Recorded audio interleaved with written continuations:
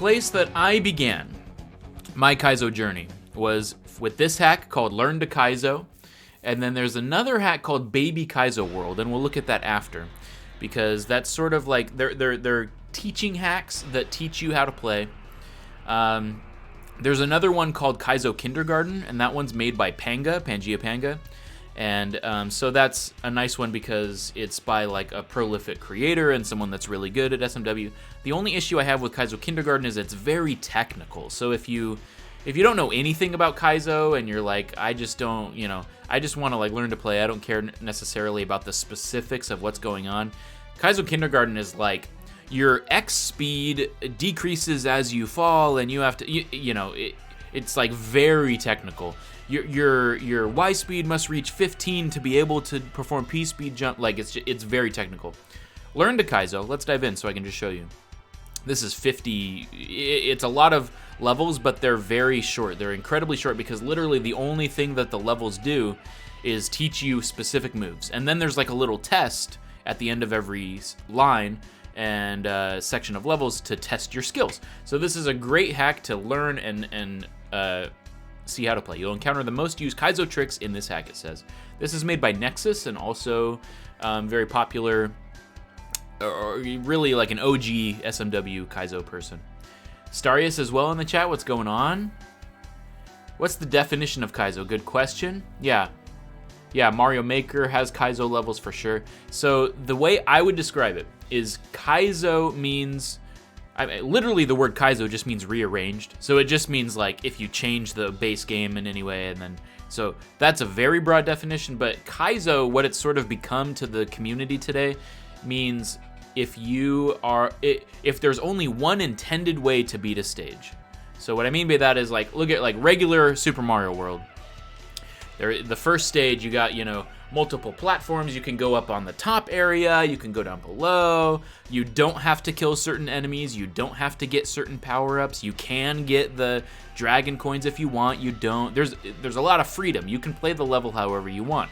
In Kaizo, there's really only one way to beat a stage, and it is like a very specific set of like Rube Goldberg-like, things, and then you have to do that stage that way, otherwise you won't be able to do it. So just for example, let's look at this very thing. It says the single jump. This is literally where it starts. Know how to jump, press the B button. This is important though. When you jump and you keep holding jump, you fall slower than without. And you're not going to be able to notice this. I didn't even know there was a Kaizo block there. That's funny. You're not really going to notice this, but I'm holding jump down, and that's Mario's fall speed. And now watch if I don't hold jump down.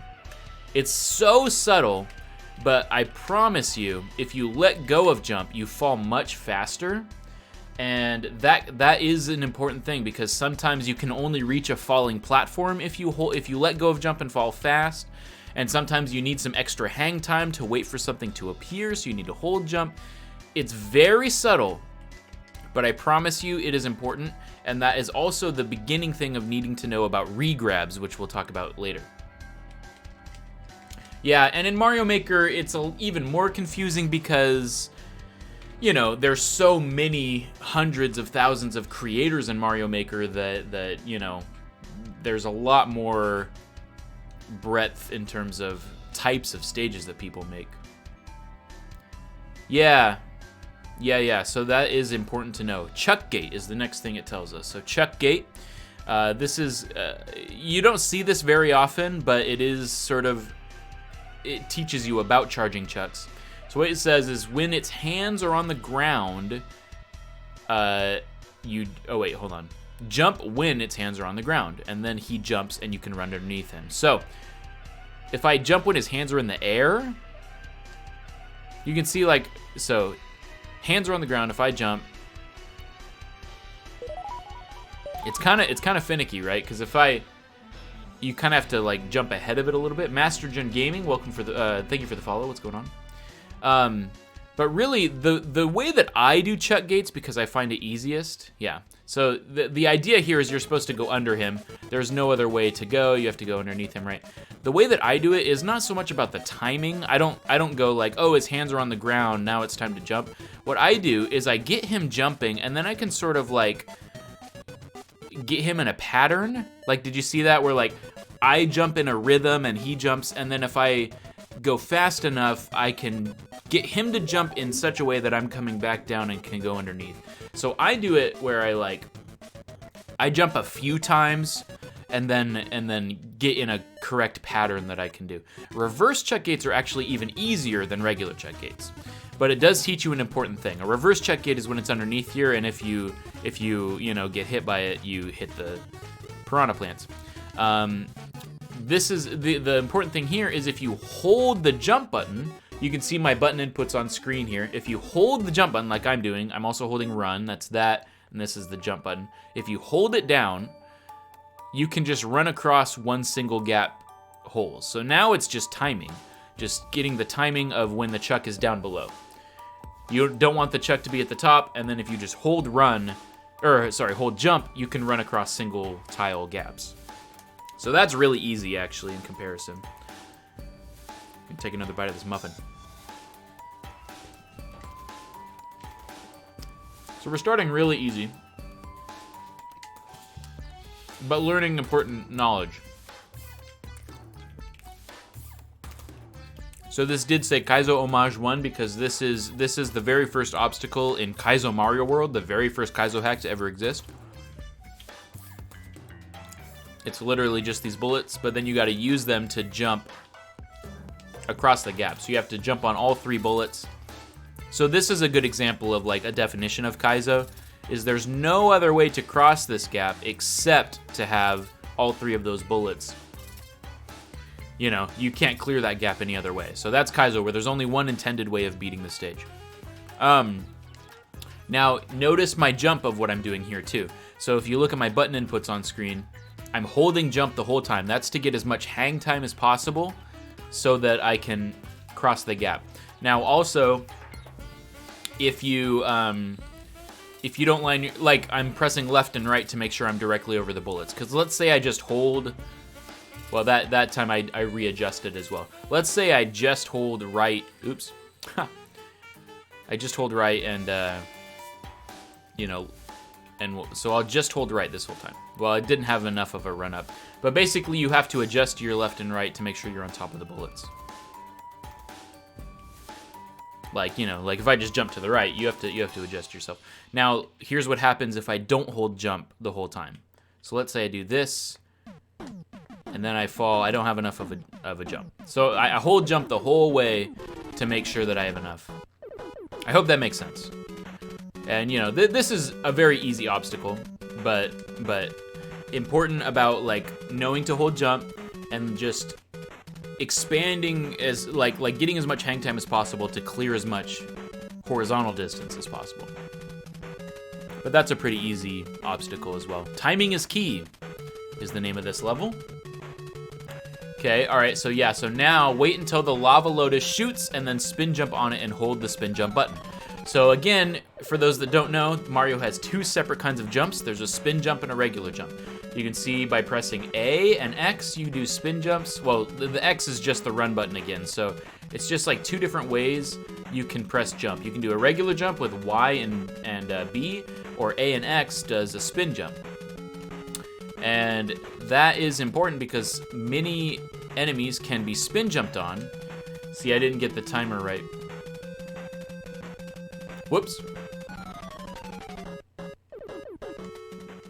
Yeah, so this is actually kind of tough. I gotta time it, I guess, to jump in between the things he shoots here.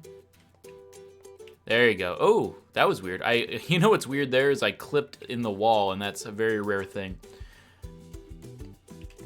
Okay. I'm trying to jump in between those 2 separate things. There. Oh, because if I can get in there. Yeah. Yeah. There we go. That should be enough. There you go. So that's a way to do it as well. Now, I was doing something there called a regrab to make that easier. This is possible without a regrab, but a regrab means, watch my button inputs. If I jump and hold it the whole time, that's my big jump. If I press it and re-grab it, it's called regrabs because you can see I'm pressing it, letting go, and pressing it again. My jump is lower. See, that's the full jump. That's a small regrab. I did a regrab to jump across that gap, because if I had held it the whole time, I get a lot of height and I would have hit this wall right here. But I regrabbed to go far horizontal distance, but low vertical height. So, just so you get the idea. Regrabs will become more important later, and we'll talk about regrabs in a bit.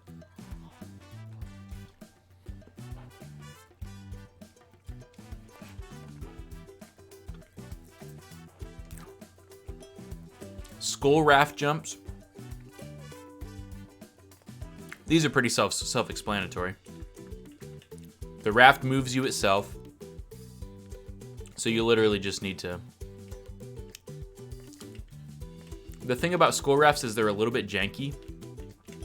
And then I just jump off that bat to clear that next gap. And this is a good first example of like Kaizo combining elements together to make it possible. Like I wouldn't be able to clear that gap unless I had that bat to jump off of.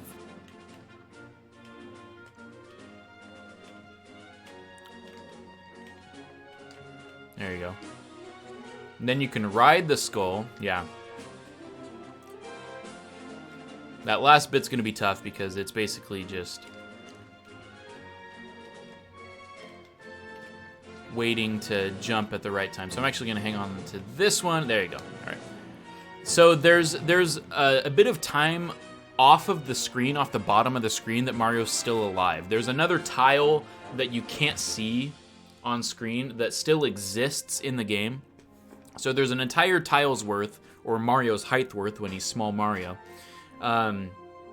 And so you could tell I was off the bottom of the screen, but I was still alive and able to jump up. That's just true of any Mario World level that ever exists, because that's just how the game works.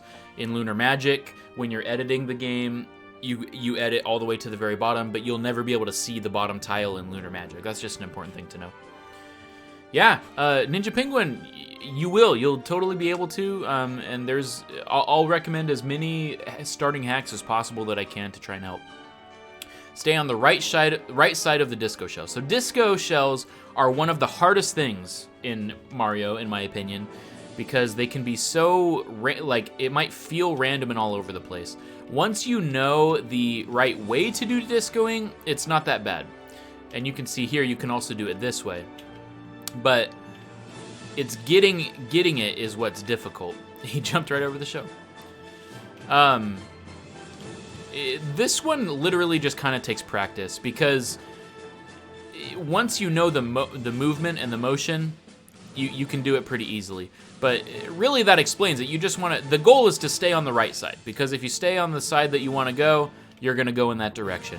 The problem is sometimes it's going to launch you the other way. So like, say I want to go to the right, but I land on the left side of the shell, it's going to launch me backward. And sometimes that can be useful. Like, say you want to move slowly, you can do what's called the crescent formation like that. You can see like I'm doing like a C, a crescent. That's very useful if you still want to move to the right but do it slowly, like if there's an obstacle coming that you want to avoid or whatever. So the crescent movement is also a good method, but if you want to go fast, just stay on the right side of the shell, like that, and then I can clear that in 2 jumps. If you want to stay low, because sometimes a disco shell will be in a tight, small tunnel where you can't jump high, that's when you do the thing where I let go of jump completely. So I'm on that side of the shell, but you can see I'm tapping right. I'm not holding it down, I'm tapping to the right. And because if I hold right the whole time, you'll see what happens. If I just hold right, okay, that one actually worked. But if it's a long enough expanse, I'll fall off the shell. So it worked for this, but if you just hold right, you go you can see you go slightly faster than shell if you hold it the whole time. So you kind of have to tap it just to make sure that you're still on the right side of the shell, but not going too fast. I hope that makes sense. It takes a lot of practice to get disco shell. Yeah, it's hard. It's hard. Even in regular Mario World, disco shells are a tough obstacle because they can feel unpredictable, but they are predictable once you know them enough. Mind the gap. Okay, this one, the good old fugu, puffer fish. I think we call it a fugu. You can spin jump on them, but these guys are even harder to know how to do the movement and motion of a pufferfish. I made that look incredibly easy, but what's so difficult about pufferfish is their movement it's determined by where you are, but they're kind of like slow on the upkeep. So like this is another one that just takes a lot of practice to kind of get the movement of a fugu down. They're very annoying enemies because they have a slow startup, but then a really fast once they get going. Once they are permanently going in like one direction, they move really fast and they keep up with your speed, but they have to work up to get that fast, if that makes sense. And you can see in me holding right the whole time there, still I'm going faster than it, so, but it can catch up. You just got to kind of like take your time, stay on top of it. But see, if I want to go back to the left, see how it takes some wind up for him to slowly go back the other direction. So, annoying enemy. And the reason that fugu was slowly going down is because there was no water. If a fugu's in water, it'll stay floating at the top of the water, wherever it's at. This is so hard. Doesn't even watch the screen while doing it. Yeah. Yeah, good question about the pufferfish. Let's talk about its hitbox. So you can see you die. If I do a regular jump, obviously I'm going to die touching the pufferfish. So you jump on it by doing a spin jump. But yeah, the hitbox is slightly smaller than the actual size of the fish. Like you could see there, I jumped kind of right on its eyes, but that's like not really where the hitbox is. Think of it like a square in the center of the fish, right? So there's a single tile square in the center of the fish. And so as long as you're kind of right over the center of it, you're going to do fine. But even from like underneath it and getting hit, like technically you probably wouldn't get hit from this fish. Yeah, see, like from its belly. Like you could see there's sections where I wasn't quite getting hit by the fish. So its hitbox is smaller than the fish itself. That was a good question. Press down to win. Ah, the good old swimming sections. So when you swim, if you hold down, see I'm holding down and pressing swim, you gain almost no height, very little height when you swim. If I did it really fast, I'm slowly gaining height while holding down. If I just press jump really, really fast, but I'm holding down, you do gain height, but very little. This is a jump without holding down. Like that's a single jump, and if I did it a lot, you gain a ton of height. And if you hold up, you just go, boom, you like bolt to the top very fast. So the way to get through this, like you can see already, just me doing a regular jump, clearly gonna die to these piranha plants. So you have to do what's called down swimming that it was talking about.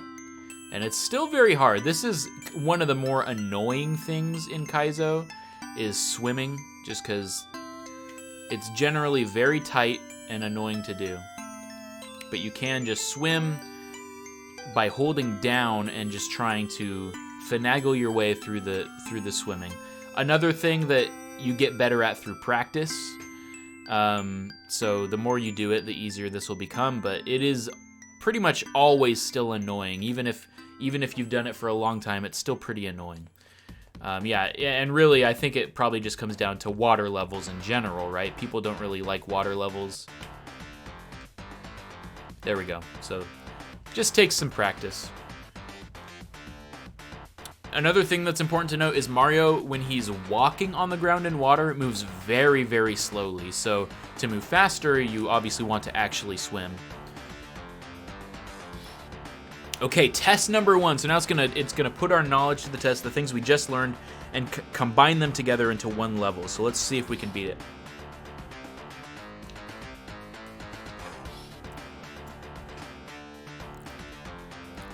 Okay. Welcome to the first test. You will encounter obstacles you've learned. So obviously we got to do the thing where we hold down jump. Remember, to clear a single tile gap, we hold down jump and wait for the chuck to go. And now we need the bullets here, and you can see we're gonna need both bullets. So we're gonna have to time it by jumping on the bullets, and then, ooh, I was a little too late. So let's hold down jump, cross that. There you go. Jumped a little early to make sure I caught it. Very good. And now, again, it's going to be mean and make us do down swimming. Just get a rhythm there, and you'll be able to do that. That's the midway, so there you go. Here's the first chuck gate we talked about, so I'm going to do the method I do where I jump until I have a long enough timing. And that's another thing about chucks. When you jump on charging chucks, they launch you in the other direction depending on which side you hit it on. Very similar to disco shells, but even harder. I think they hit you even harder than disco shells. So you got to jump on that guy and have him launch you over the munchers there. I had to jump on him at his max height, because if I jumped on the chuck when he was just standing instead of jumping, I wouldn't have been able to clear that. But because I jumped and then waited for him to jump and then hit him on the top of the right side, I was able to clear that. That's another really cool thing about charging chucks.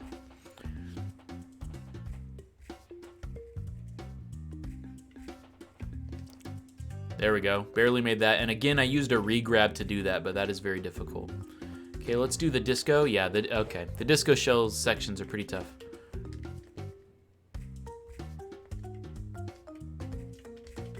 Oh. Yeah, so now it's going to be tough because it is actually combining the different stuff together. Ooh. It's not just a single thing in each stage now. It's a few things combined together. And still not like crazy difficult, but you know, it's a good first test. And see, again with the disco shells, just takes some time to really get a feel for where you are within the disco. Feel the disco, you know?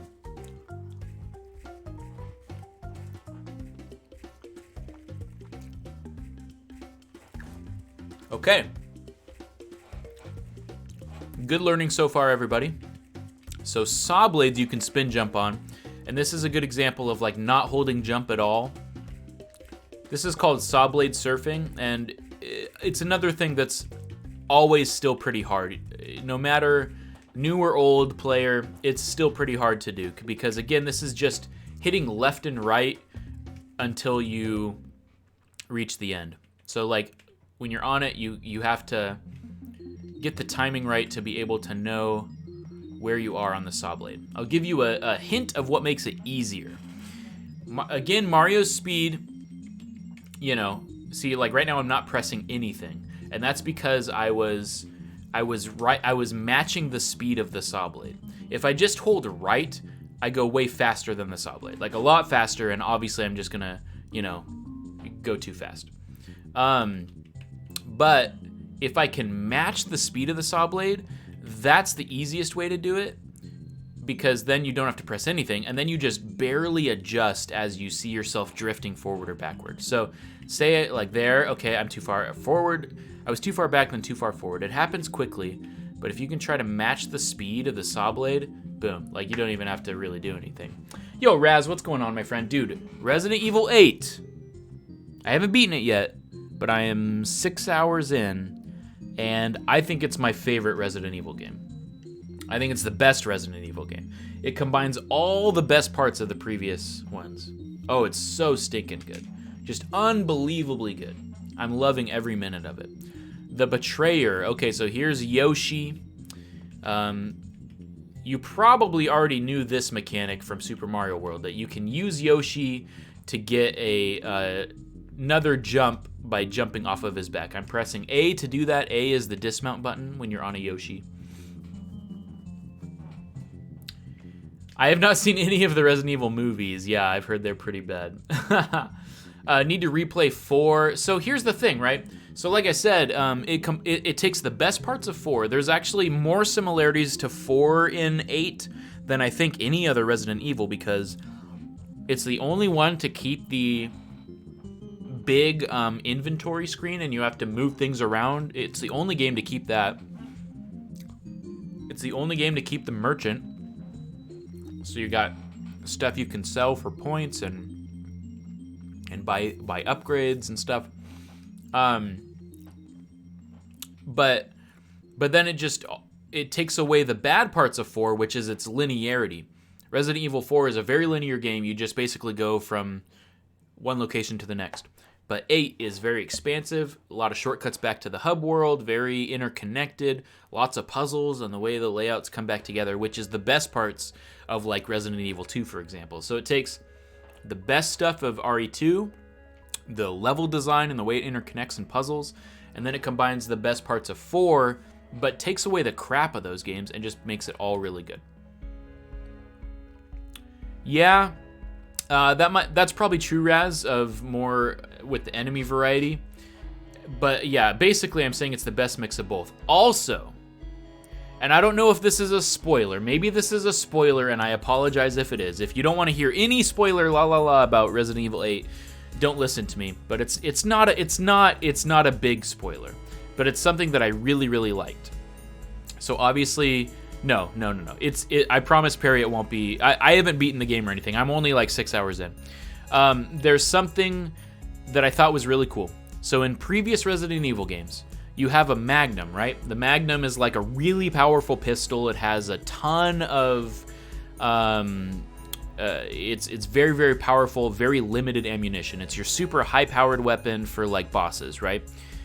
In RE8, it's that European theming and lichens and werewolves, and so they literally had the perfect opportunity, and they did it, that they give you a werewolf enemy that's insanely hard and takes a lot of bullets. It's got a ton of health, but you get the Magnum with the silver bullets, and bada bing, bada boom, werewolves go down easy. And it's like, dude, that's so freaking cool. So not only is the Magnum good because it's strong, but they connected it to the theming of werewolves, and I thought that was like just chef's kiss.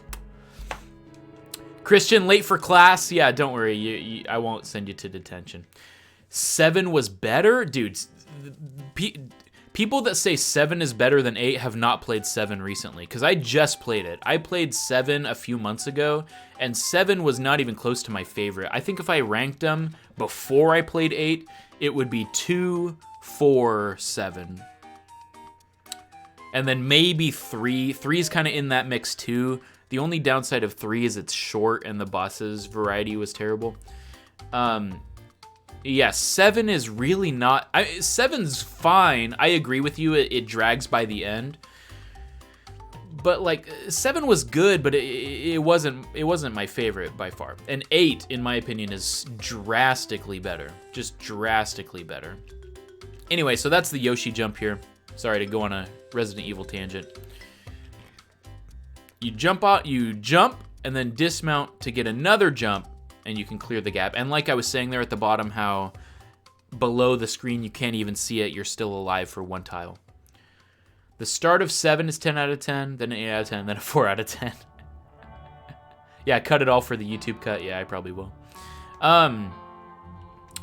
But at least so far, like I said, RE8, every hour I play of that game, it just continues to be so stinking good. The only reason I could see people not liking 8 is thinking that the whole game was going to be about Dimitrescu, Lady Dimitrescu and the whole family, and it's not. It's only like a small section of the game. So I could see people being like, oh, I wanted Big Mommy to step on me all game. But then it's not. But like, I don't care about that at all, and so I thought it was good.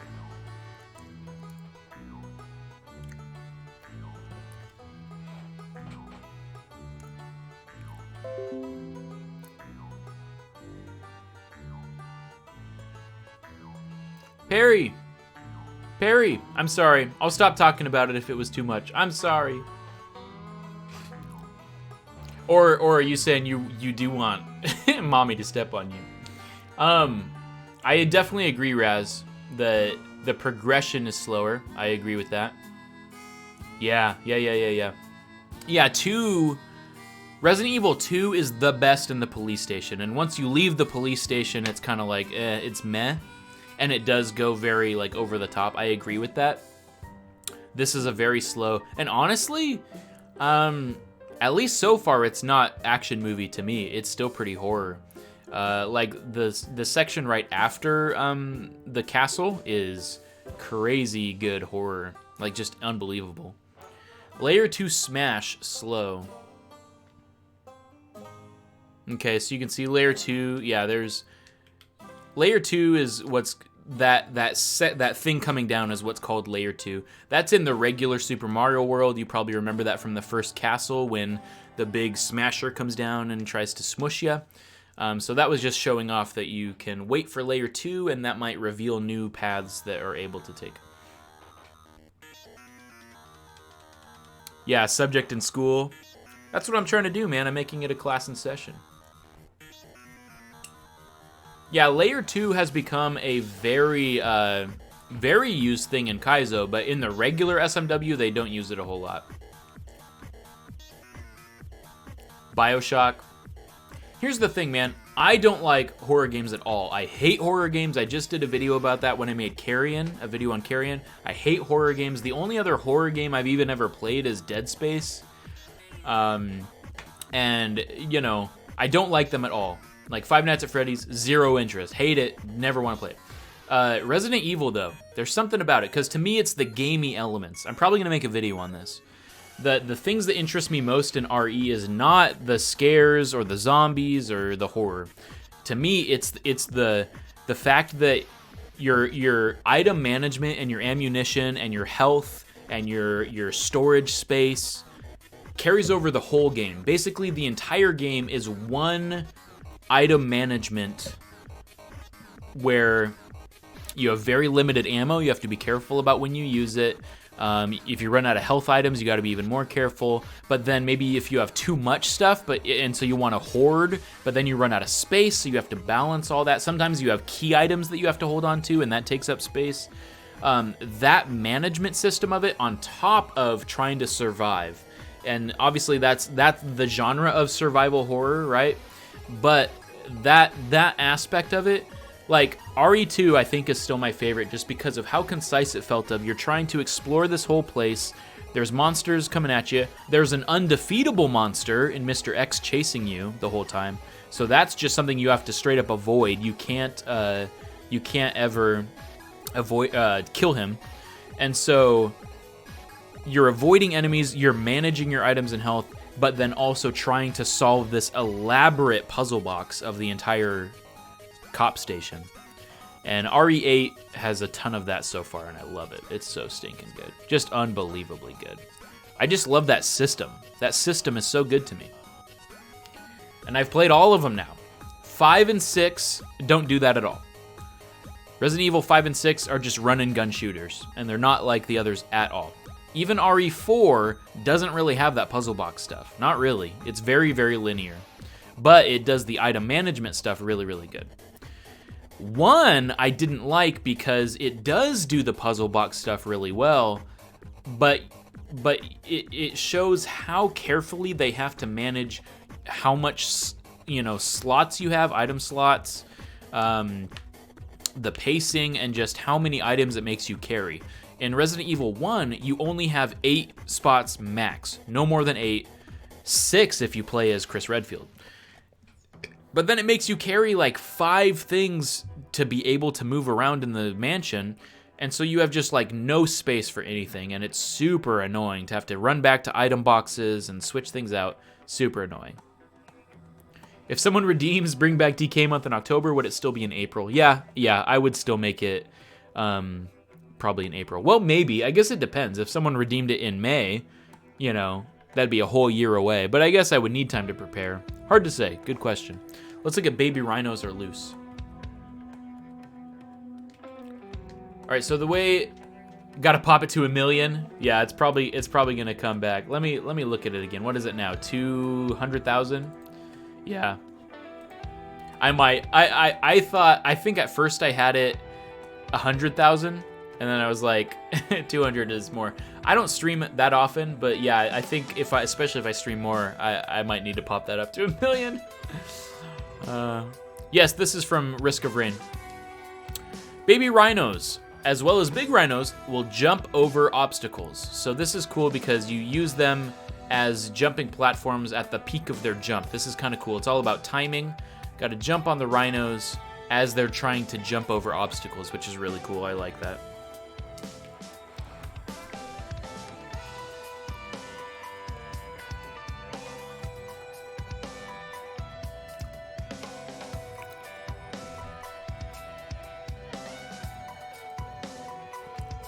My webcam was all blurry, so I'm trying to get it not blurry.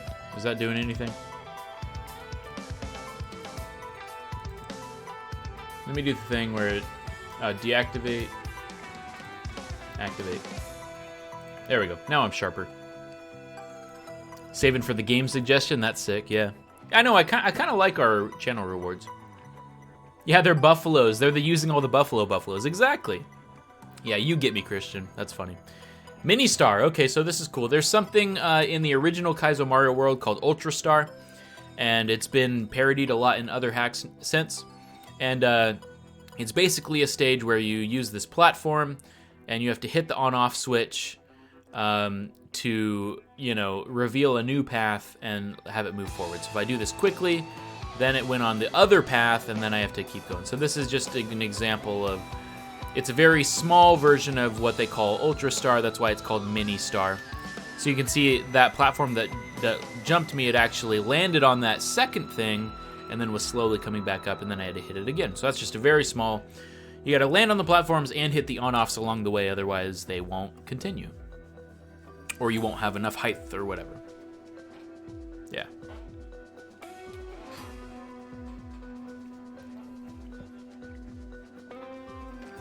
The Bowser statue.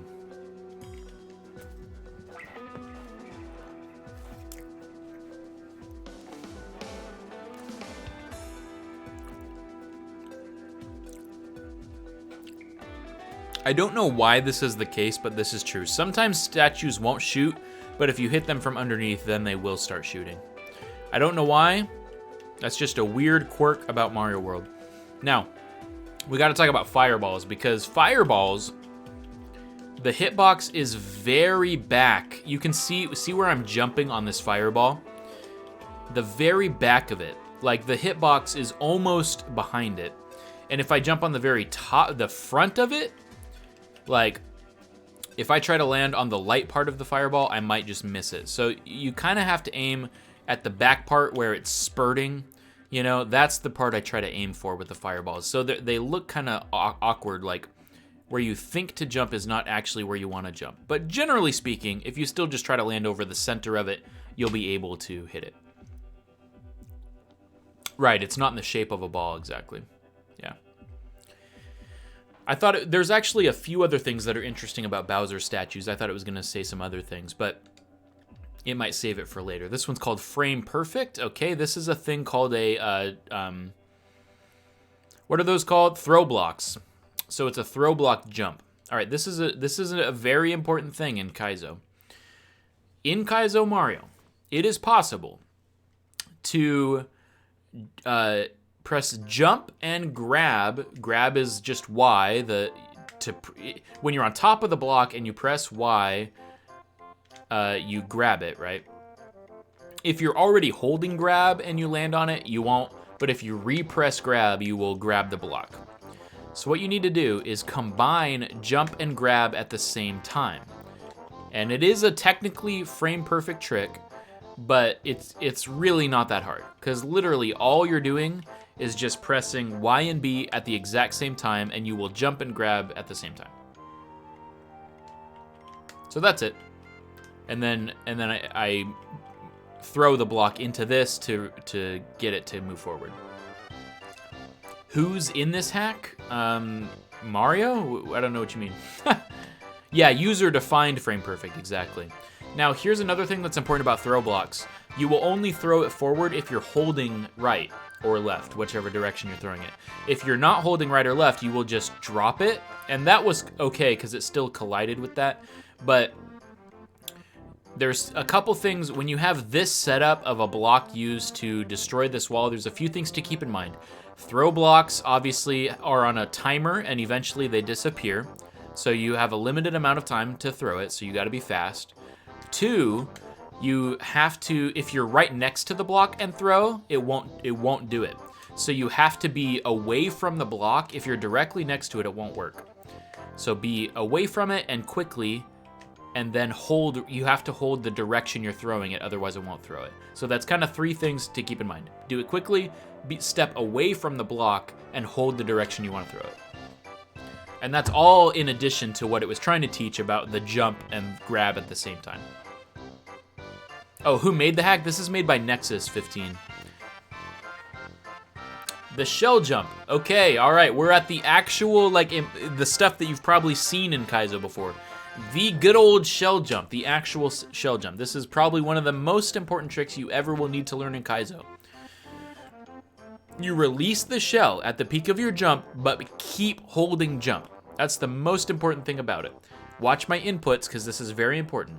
You hold jump, or sorry, you hold grab, because if you let go of grab, you're going to kick the shell, right?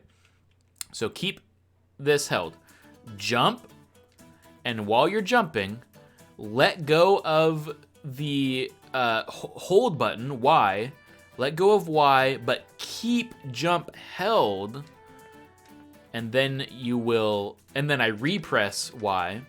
So all I'm doing is watch the inputs again. And you can't do this either from this next to the wall either. You need to be about this far away, about a tile or so away. And there's variety to that. You just can't do it from right here. If you do it there, you're just not going to jump on the shell. If you do it from too far away, the distance is give or take about right here. Jump, let go of, oh, see, that was too close to the wall. So let's say right here, maybe 2 tiles away. Jump, and there I threw it too soon. So jump, let go of Y, repress Y, and keep jump held the whole time. If I let go of jump, this is what happens. See, I fell too fast. Oh, it's not pixel perfect. It's not. It's very forgiving. It's actually pretty easy to do a shell jump. There's a big variety of ways to do shell jumps. You can do it from lots of different angles. The trick is just if you're too close to the wall, there is like a little bit of frame difference from Mario being able to jump on it. So like if I'm right next to the wall, he doesn't jump on it because it triggers that I just let go of it.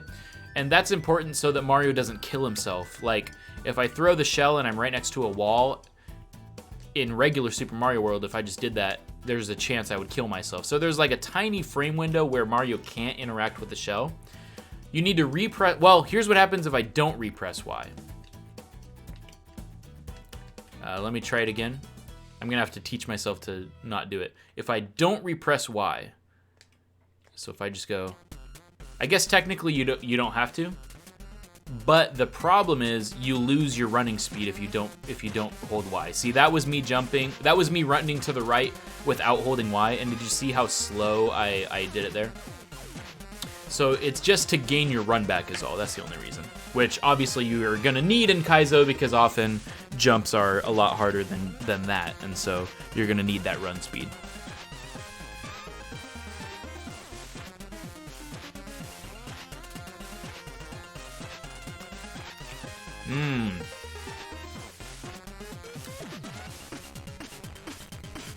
Shell jumps are surprisingly simple. The only problem with them is, oh sorry, let me exit.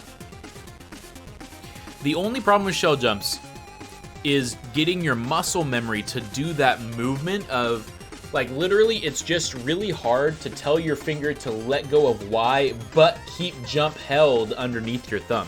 That's the hardest part, because in regular Mario World, you never have to let go of Y, but keep jump held, ever. In regular Mario, you keep run held, but let go of jump all the time to jump, right? You do that movement of all the time. But teaching yourself to, sorry, I'm trying to show you.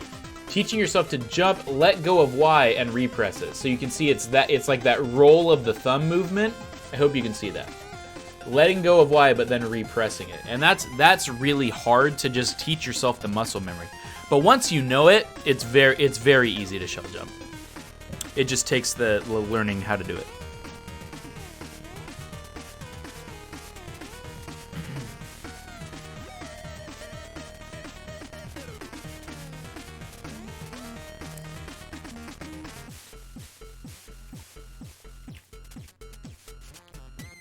Okay, so what's hard about this is you gotta time this right, jump off the first guy, but then you gotta wait for the second one to fall down. So you gotta like get the timing right, and this is a good example of regrabs kind of coming in handy.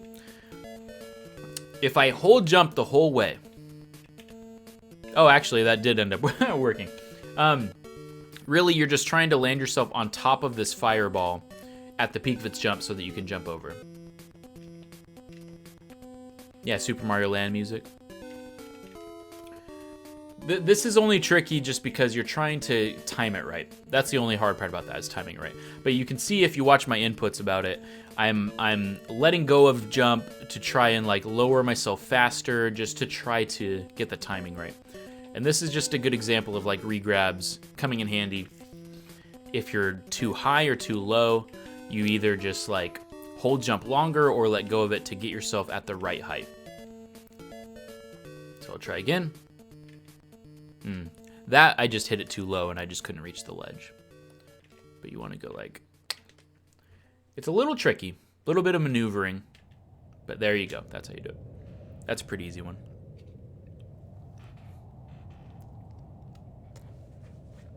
I think we're coming up on the second test.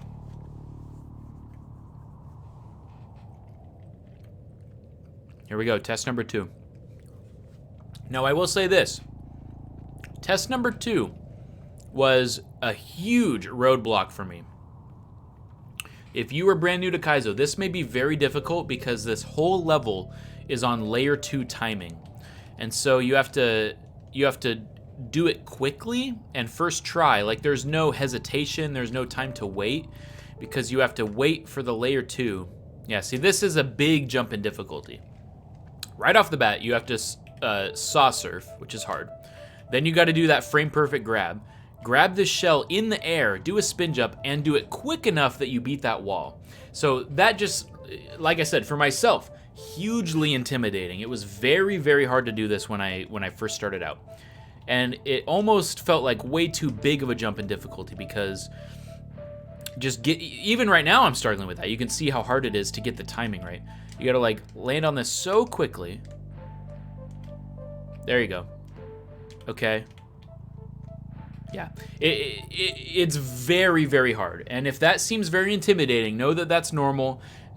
Timing is probably the hardest part of Kaizo, doing things fast. When you're not at the mercy of your own speed, it can be very hard.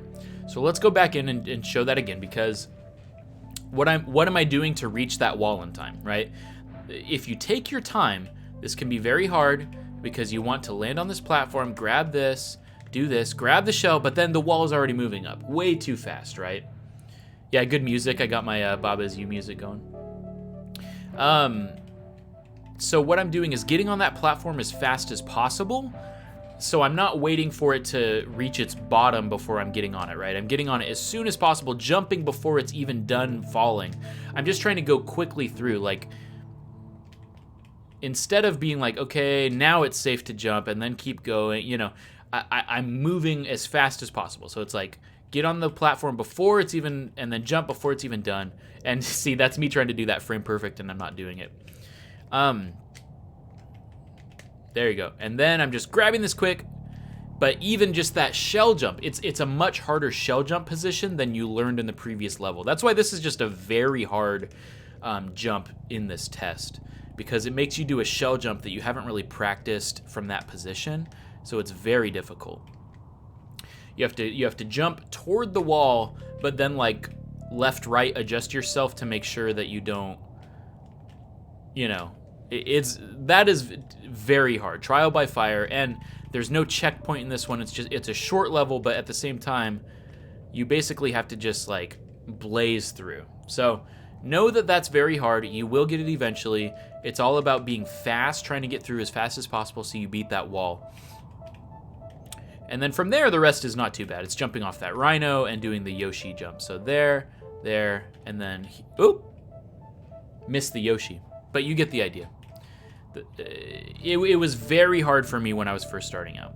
Just know that, and that's okay if you kind of mess up. Timed platforms, these are fun. These are all over Super Mario World, or all over Kaizo as well. You're gonna see these a lot. Okay, so what's hard about these is sometimes you have to beat the platform, you know, like you can see there, I'm trying to go ahead of that guy, and actually I may not even need to do that. Maybe it wants me to do this. That's probably fun. Yeah, so there you go. That's the way to do it. I was trying to go too fast. Kaizo coaching, yeah, this is like Kaizo coaching. So you got to go underneath, go back on top of it. Now, you can see I'm doing a spin jump off of that. And the reason I'm doing that is it's just a smaller, faster jump, a spin jump. Look how fast a spin jump is, just boom, boom, boom, versus a regular jump. That looks the same, but like if I'm holding run and doing a jump, the hang time is bigger than if I just do a fast, tiny little spin jump. So if I just do like a super fast little spin jump, I fall faster than if I do a regular jump. And you can do the regular jump just fine. I'm just doing it to do it even faster. That's literally the only reason. So I'm doing that. You can do a regular jump too. But in some hacks you'll see later on, you're going to need that extra speed of doing a tiny spin jump. The thing that's weird about spin jumps versus regular jumps is the max height of a spin jump is one tile less than the max height of a regular jump. So if you need to get a certain amount of height, you may have to do a regular jump versus a spin jump. Like, see, look, this is good to compare it to these blocks. So spin jump height, regular jump height. You see how it's taller?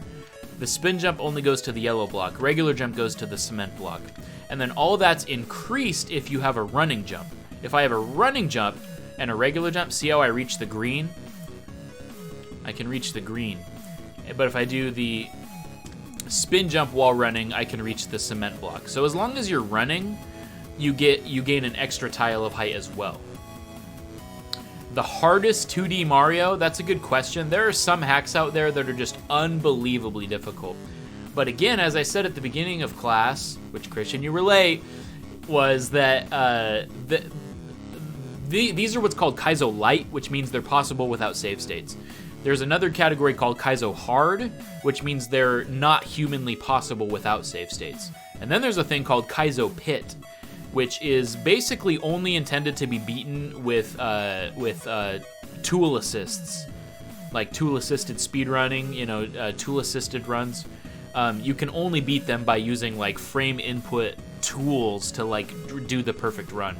So there's very hard Mario that's even harder than like what I'm playing now, regular Kaizo. All right, so this is actually teaching you a very hard trick, and I don't know why it's teaching you this. Duping blocks. So you can dupe. I even have to freaking read the block myself to remember how to do this.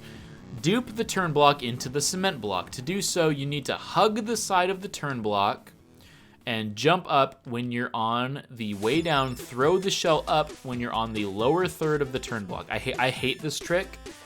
And if it starts spinning, you threw too early. So you got to line yourself up right here and throw the shell up as you're on the lower third of the shell. Or sorry, of the turn block. It's a very annoying trick, but you can see right there I did it. I did what's called a dupe, and it duplicated the turn block in place of the cement block. That is just a glitch in Super Mario World. It's not supposed to happen, but it just does it. It's called the duplicating trick. You're not going to see that very much in Kaizo. Almost never are you going to see that in Kaizo. So I don't know why I don't know why it's teaching you that, especially in only the third section. But I guess important to know. Okay, this is important. So when you are spin jumping, this is in regular Super Mario World. When you're big Mario and you spin jump, you break turn blocks. So we use that in Kaizo to make these little obstacle courses. Yeah, you're right though, Sarius. If it's in like tool-assisted stuff or Kaizo Pit like we're talking about, it uses that a lot. So it's more just like a very, very hard Kaizo trick. So what's interesting to note about that, about when you're big Mario and doing the spin jumping, is your jump is very limited. I'll go in the level again and show you. Even if I'm holding jump as long as I can, your jump is very limited if you spin jump off a turn block. The max height you'll get is like one tile. See how? So these are like a one tile increase because that's the only height Mario can reach when he's spin jumping off the block. So I was holding jump the whole time to get my max jump, and even then I was only getting a single tile. So that's just important to know. When you spin jump off of a turn block and break it, you're not going to gain very much height at all. All right, Torpedo Teds.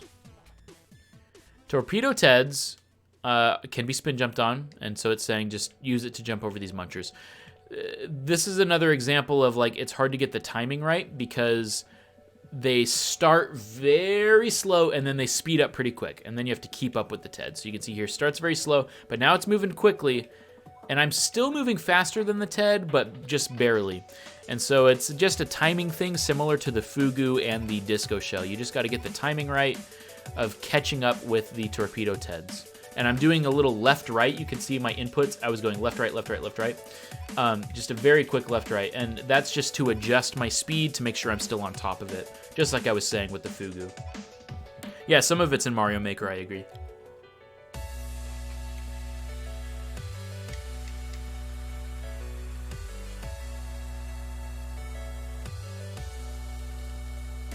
Mid-air thwomp. So this, you just got to get the timing right. You have to trigger the thwomp so that it falls, but you only get one try with it. That's what's hard. Do a spin jump and go back to the left, because if you just keep holding right, you'll run into the thwomp, obviously. So you got to like get close enough to trigger it, but then press left and then right again. So again, watch the inputs. Right, left, right. Oh, there I did it too late. You got to trigger the thwomp, but do a quick left, right to get on top of it. There you go. And so tricky, very tricky, but this is an important trick. You will see this a lot. Trigger the thwomp and then just get on top of it. Yeah, Steve Gaming's. Yeah. I used to watch a lot of his Mario Maker stuff. He does like insane like Rube Goldberg contraptions in Mario Maker. It's crazy to watch. Okay, rotating platforms. Yeah, rotating platforms you'll see a lot, but these are pretty straightforward. I mean, this you can almost barely call this Kaizo because this is something you could see at in regular Mario. Hooray! Yeah, Steve Gaming. All right, so this, the only thing that's tricky about this is, this is a good time to talk about spawning, like when things spawn in. So, in Super Mario World, things come into the screen off screen, but when you reach a certain point. So like, let's say Mario's right here in the center of the screen. Off the screen, it has triggered the next platform to spawn in. So that's why this platform has already appeared. You can see that that one already appeared. But if I had a way to adjust the rate of which hard to explain. If you stay to the left a little bit, you might be able to spawn that platform in at a different time. No, I guess in this level you can't. But this is a good example. So like, see, I jump to the okay. Yeah, this one doesn't really give a good example of it, but you can adjust the time that something spawns into the level depending on when you move to the right.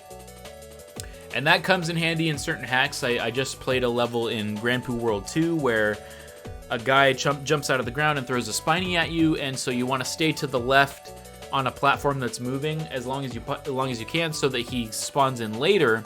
Otherwise, he'll throw the spiny and kill you, and so you have to like wait. Eries can also be spin jumped on, so this is just another thing that you need to time of jumping on an Erie.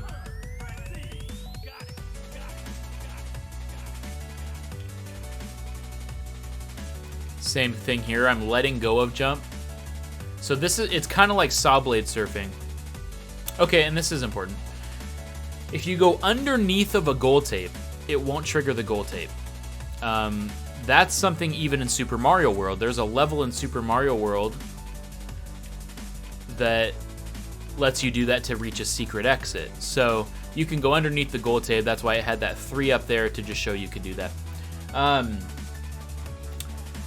Important, because sometimes in a hack, you might have a goal that will kill you after you finish the level, and so the real goal is after it, and it's hidden. So sometimes that's just important to know. Bubble jump. Bubble jumps are hard. Bubble jumps are used when you have 2 Goombas in a bubble like this.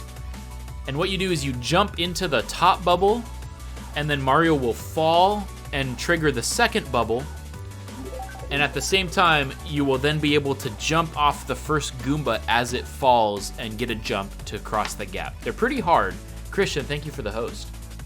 Also, Ninja hosted as well. Thank him for the host. So this is a hard thing. But you basically, the timing, even I struggle with the timing sometimes. You jump into the first Goomba, yeah. Okay. Jump into the first Goomba, trigger the second bubble, and then if you hold jump the whole time, you'll have a little slower fall, and that will give enough time for the first Goomba to fall directly underneath you, letting you jump off the first Goomba. It sounds tricky and it's kind of hard. This says jump into the higher bubble and fall straight down. While holding B, hold that jump, you will land on the Goomba and get a jump off. And it is hard to get the timing right.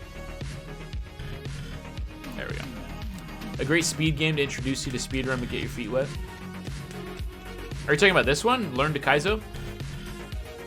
That would be interesting. Yeah, I've never seen a speedrun of it. That would be interesting to see. The hardest part would be the tests. All right, this is called Precise Beans. So green beans, or these little platforms that I'm jumping on, the further you go on the outside, the higher your jump will be. So if I'm way over here on the very edge, you're gonna jump very high, hit those piranhas. If I'm right next to the edge, I won't get a high enough jump. So you kind of have to just get the timing of getting that jump barely high enough that you're able to reach it without getting too far. And so that is tricky. And this is a good example because it's basically showing you a way to do it in a safe environment here where, like here, that's not high enough. So if I go here, it's tricky, but basically you got to find yourself on the platform at just the right height to be able to not hit the ceiling, but make it through. Precise beans. There you go. All right. I think we'll do the next test, and then maybe I'll show off Baby Kaizo World a little bit, so you can get the idea of seeing like a real Kaizo hack in action. All right, this is our third test. Let's see. Starts with a bubble jump right off the bat. Okay, and then a timed platform that's gonna fall because it only has a 1 timer on it. Okay, and then we're gonna need to, actually I did it wrong because I need to spin jump, because then I spin jump off that thwomp, and then I can do the the turn block braking. Here you go. Okay, and then it wants me to trigger that thwomp the way that it taught us earlier. So this is kind of a tough section.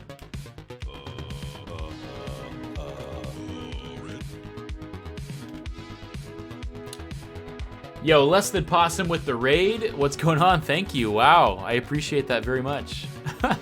Thank you. What's going on? Welcome to the stream. We are we're trying to learn to Kaizo. Whoops.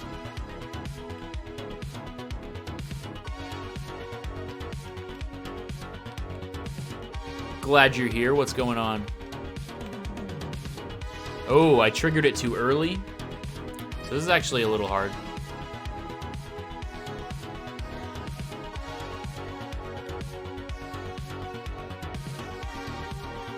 Oh, so close. Senin and Less Than Possum, what's going on? This is a hack called Learn to Kaizo. We're doing a thing called Kaizo School today. So I'm teaching people how to learn to play Kaizo if they're interested in it themselves. Yeah, it looks very hard. Invictus is a lot easier than Learn to Kaizo. Jeff, thanks for hanging out for a bit. Yeah, we'll see you in a bit. Don't send to detention. Okay, just this once. I'll let you skip. Just this once. This thwomp jump is actually a little tricky because, wow, you really just got to get the timing right. I'm trying to not trigger it too early is the hard part. I think what I should do there is actually let go of jump, and then it'll like let me fall faster and reach it before. Okay. Oh boy.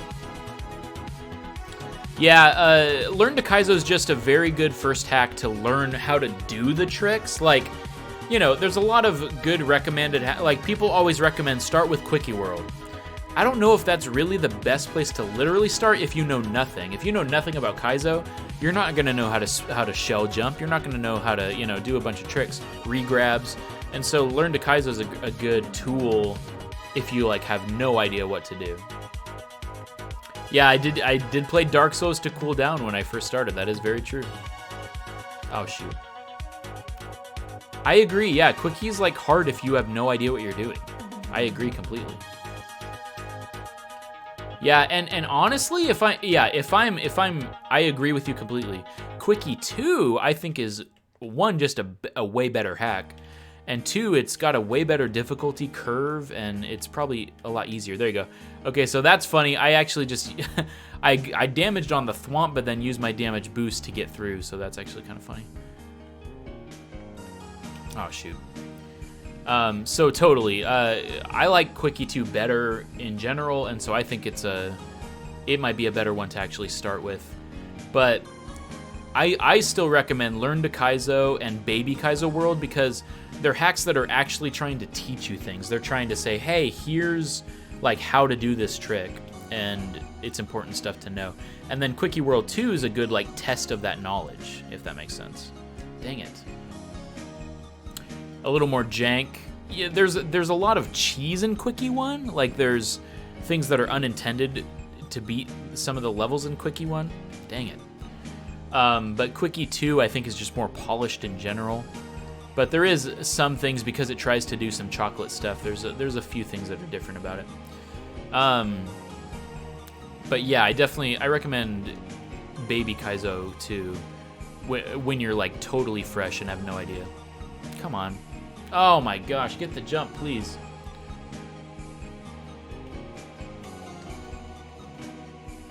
I messed up the green bean. Europe isn't getting a physical version of Game Builder Garage. That is a bummer. You know, I am kind of excited for that game. I'm interested to see what they do with it.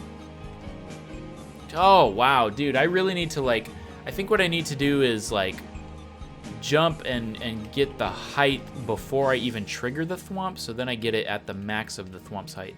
Like, ooh, wow. Wow, wow, wow, wow, wow. This is hard. It's kind of just a janky setup here. Oh, what? Good question. Some intermediate hacks. Yeah, I mean, like, Invictus is a great intermediate hack. Hard, but it will definitely challenge you. Lord Pickle World. Yeah. I haven't played Lord Pickle, but okay, if you're talking like that kind of difficulty. Akugari 2 is great, a new one that just came out recently. That's a good one. Rift World 2 is probably a little bit harder than that, but I really liked Rift World 2. Oof. Okay, there we go. All right. Oh, and then it makes you dupe right at the end. There we go. All right. Grand Poo World. Man, I guess I haven't played the first one. I haven't played Grand Poo World 1, but boy. Chain Reaction. You know, anything by Sweet Dude is really good. I really liked, this is going to sound weird, I really, really, really liked Super DGR World.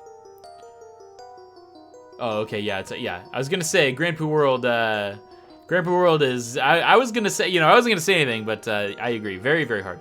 Grand Poo World 2 is what I'm trying to start, and boy, it's just a grind, man. It's just a grind to get through each checkpoint.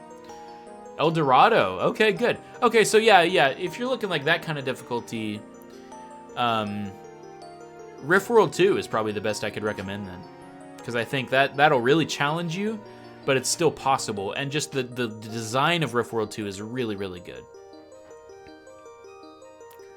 Flying item boxes. These are ones that permanently move to the left. Some move left to right. So this is just like get the jump. And there's another, you could get the 3 moon if you want. Just trying to move quickly here. I'm trying to see. I wanted to get to the double shell jump. I think it's in this section. Oh, see, this is a hard trick too. I don't like that it makes you do this jump because this is a hard trick.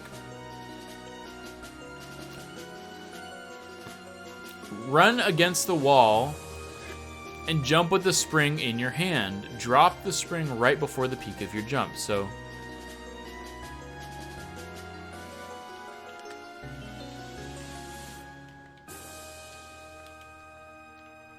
So run into the wall, let go of it before the peak of your jump. This is tough. Oof, yikes. When I ran Super Meat Boy, did I just do Light World levels? Yes, it was just an any %. Yeah, that's a really hard trick. And again, I don't know why it even kind of made you do that, but you can drop the spring and it'll go underneath you. But springs are very janky, so they're really hard to do. Yeah, I just did Meat Boy very casually and just did an any % run. Item swimming, okay, so when you're in underwater and you have an item, you swim much faster and you automatically float to the top. So you actually have to you gotta swim down in this bit to survive, but it's kind of tricky. And you automatically move left to right. That's what's also kind of hard about item swimming, is there's no way to not move at all. Oof, yeah, this is tough. Yeah, I know. I've never beaten, I didn't really try to ever beat the dark levels when I played it casually even. Yeah, item swimming is also tough. That's just, you always move left to right, and then you float up. So you have to hold down and kind of move left to right to navigate those. It's tough. All right, this is hard. And again, this isn't really teaching you much other than just how to deal with cramped spaces. But this is not a very fun cramped space. Yes, it's teaching you how to navigate it, but it's not a fun section here. Oof, yeah, yikes.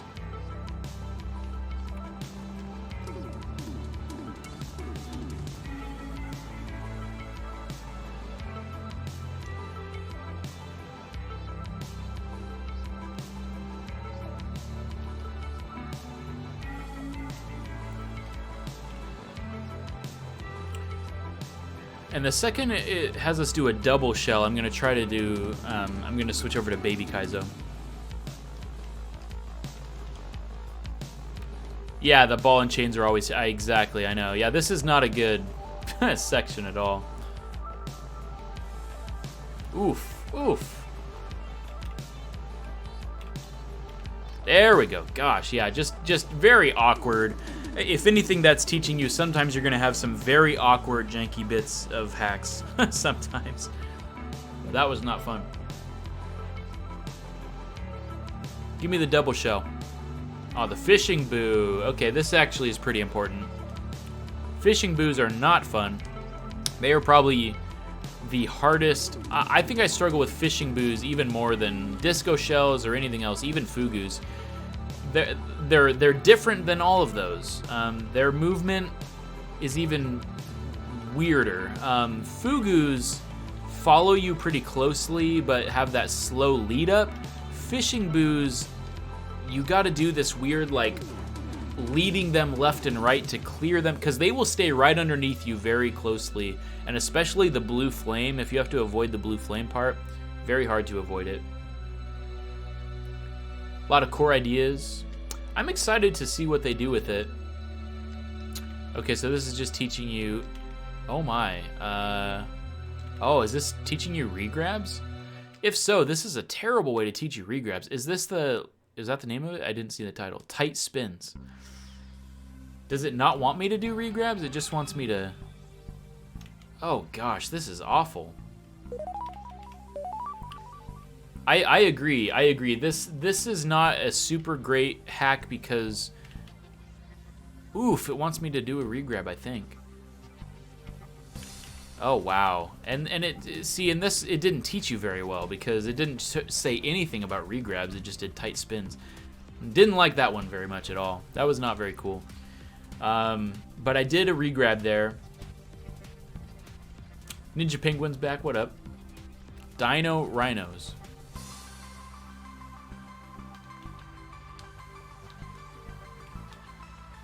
What does it say about this? Jumping off falling enemies is a common use in Kaizo hacks. I used Rhino Dinos because their hitbox is bigger. Yeah, so... Yeah, I think I'm with you, Christian. I can't really see it being a big tool either. Oops. But it might be cool for people to learn how to start to code or things like that. So again, that's just timing. It's just trying to get the timing of landing on the dino. A little hard. I wanted to see if it has the double shell, but it might be later. Dolphins, yeah, dolphins are a very common Kaizo trope. Just got to get the time, you know, and they're almost always this setup to where if you stay on it, it will die because right at the crest of the water is the piranha plant. Also, this is important. Never press a message box because layer 3 tides, they disappear. If you press a message box, oh, that's funny. This guy's still alive though. Oh wait, what? That was weird. Yeah, you're probably right, Bishonen. Good short games. Yeah, if you press a message box and there is water, it will automatically get rid of the water, which is often not good because you want to keep them alive. But we saw in Bun Bun World 2 the other day when we were playing through that you actually wanted to keep you wanted to kill the water because that's actually what made it possible for you to progress. So sometimes there's cool spins on the formula like that. All right, this is a little tricky, dolphin setups. Oof. Oof. I'm trying to see if there's a way for me to stay just on the very right side. Yeah, okay, yeah. So you can stay on the very right side of that dolphin and not hit the piranhas. Oof. There we go. Oof. Okay, so just like stay and then I can make the jump. Yeah, here's the thing about Super Mario World. Like, regrabs don't exist anymore. You play Mario Maker, they don't have regrabs, and so it's insane that they had a mechanic like that in this game from so long ago. Wall running, oof. Wall running is not fun. I don't know why it says it is. Wall running is not very fun at all. You gotta land right on the, right on the triangle, otherwise you fall down. That's an annoying one. Yeah, this hack has very weird tricks that I don't know why it's teaching you things like that. Like, I think it also teaches you the duping Yoshi trick, which like is very uncommon. All right, let's see test 4, and then maybe we'll move on to Baby Kaizo. Whoops. Regrabs are possible using springs on the wall. Yeah, that's weird. Okay, and then I gotta spin jump off this one. Oof! Gotta do a regrab off that, I guess.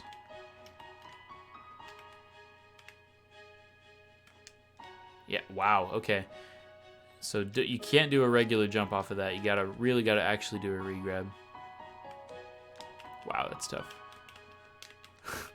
Lucky there. Okay. Got the midway. Do the ball and chains. Stuff like that is actually kind of fun. I like doing that, the ball and chain. Oof.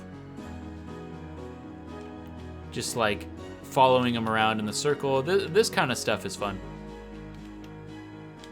Endless and Mario 2. Yeah. That's the problem with Mario Maker is when it's gonna be random stuff, it's just inevitably gonna be a load of garbage because so many people make levels in that game. It seems all over the place. I agree. So I wanted to show it because it taught really important things like shell jumping and things like that, but it's almost better at this point, I think, to just do an actual hack and show you maneuvers within the hack. But now you know some of the basics. Really, it's learning shell jumps and knowing the concept of regrabs are some of the tricks that you'll need to know. Because some of them you just may not know what they are unless you're told, like the throw block trick, or like this spring jump thing. Yeah. There you go. Tricky. Online multiplayer's dead? Yeah. Wow, for 10 minutes. Oof. Yeah, that's a bummer, man. You know, we played it on Friday, and it was good. It's good when people suggest levels. Like, the best way to play that game is to literally just have people suggest levels for you. All right, let's switch over to Baby Kaizo World, and then we'll do an actual hack, and you'll get to see the game in action here. Whoops.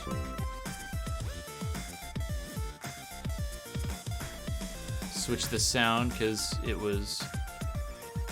Okay, Baby Kaizo World, and what is actually kind of cool about this hack is, wow, there's 44 exits in this game? I didn't realize there were that many. This is made by Nuiso. Yeah, good Cave Story remix. I like this because you play as literal Baby Mario, so it's super cute. After Baby has learned to Kaizo, they decided to try something harder.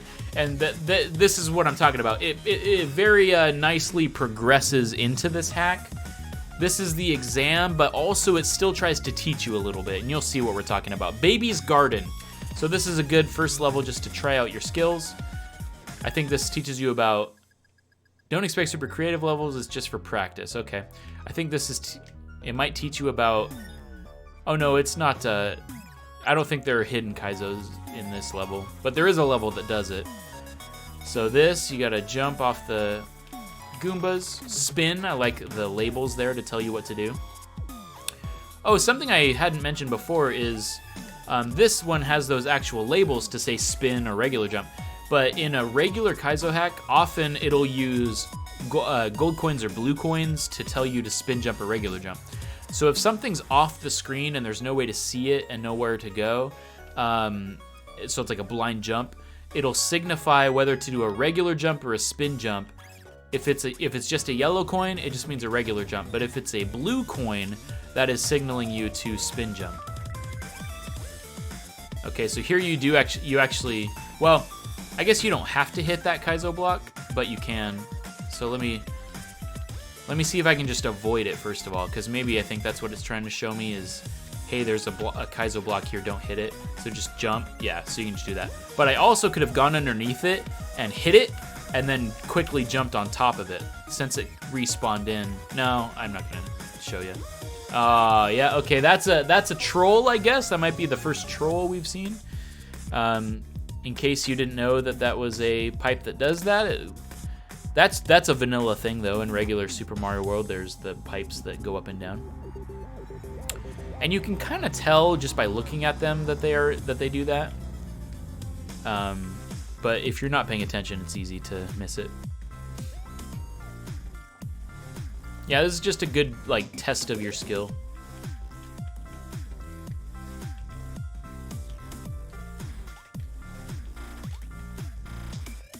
Okay, so here, yeah, you can tell just by looking at it, you know, if you can't really see, but right here, there's a little indentation on the pipe, and that is what tells you that this little cutout indentation on each side, if it's a regular pipe, it's just black all the way through, so you would see the difference.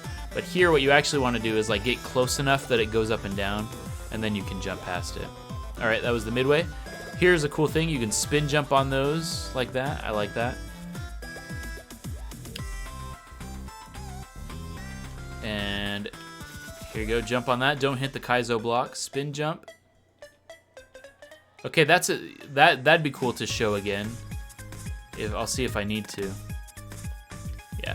So when you spin jump on some enemies, you bounce off like this. When you spin jump off other enemies, you do what happened with those Koopas where you almost get no jump off them at all. And so if I don't land, if I just like, you see that the clouds are upside down, and so you can't land on them, but enemies can. They're upside down, so you actually need to spin jump off those enemies to keep going. Is that a hothead? I don't know what you mean. These are just falling spinies. Or that's a bob-omb. So you gotta spin jump and then land on those. And what I do is I hold jump the whole time there, because you do get a tiny bit extra jump if you... Wow, okay, that's actually tough. I might wanna... I either do that fast or I should wait for the platform to come back out again. So I'm holding jump there just to get a little extra tiny bit of jump, even though it doesn't give you much. Okay, here I'm just gonna wait for it actually. There you go, and now I can jump on the other side. There you go, okay.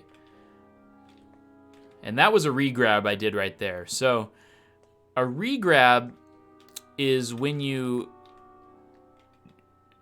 jump on an enemy, right before you land on them, you let go of jump so that you do a tiny jump off the Goomba. I'm going to do a save state just to show this off. If you let go of jump and land on a Goomba, this is how high you jump. Right? Tiny, tiny little jump. That's just without holding jump at all. You still get a little bit of a jump there, but almost none. If I hold jump, you get a jump that looks like this, obviously like a big jump, right? A regrab is useful for when you want to do that tiny hop, but then still gain quite a bit of horizontal distance, because a regrab, you can see there, I like floated in the air a little bit. That was a regrab. And that was me repressing jump right as I land on it. And see, it gave me like a big, if I don't hold jump, I won't be able to reach this ledge. Do you see that? Like if I'm turning around, I don't have enough jump to reach it. But if I regrab, it gives me that extra float, just a floaty. And let me show from the checkpoint again, because you'll really see it in action in the midst of a level.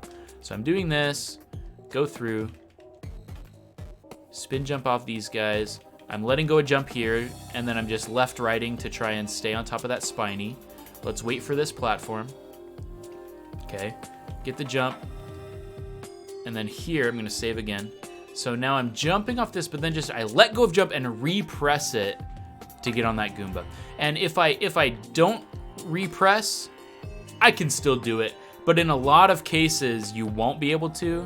So a regrab, you can see I almost cleared like half of the platform by doing a regrab. Like I almost made it to the arrow sign right here by doing a regrab, where if I don't do a regrab, I make it to the edge of the bush. Like it gained me almost 2 tiles of horizontal distance. So you can see like the big difference that a regrab can make. Like you just get so much extra distance, and it's me repressing it right after I land on the Goomba. If I do it too early, I'm gonna jump really high, which is fine in that case, but a lot of times it'll land you into piranha plants like that. In DKC, do you have to time the big jump, or can you just hold the button in the air? In DKC, there are not regrabs.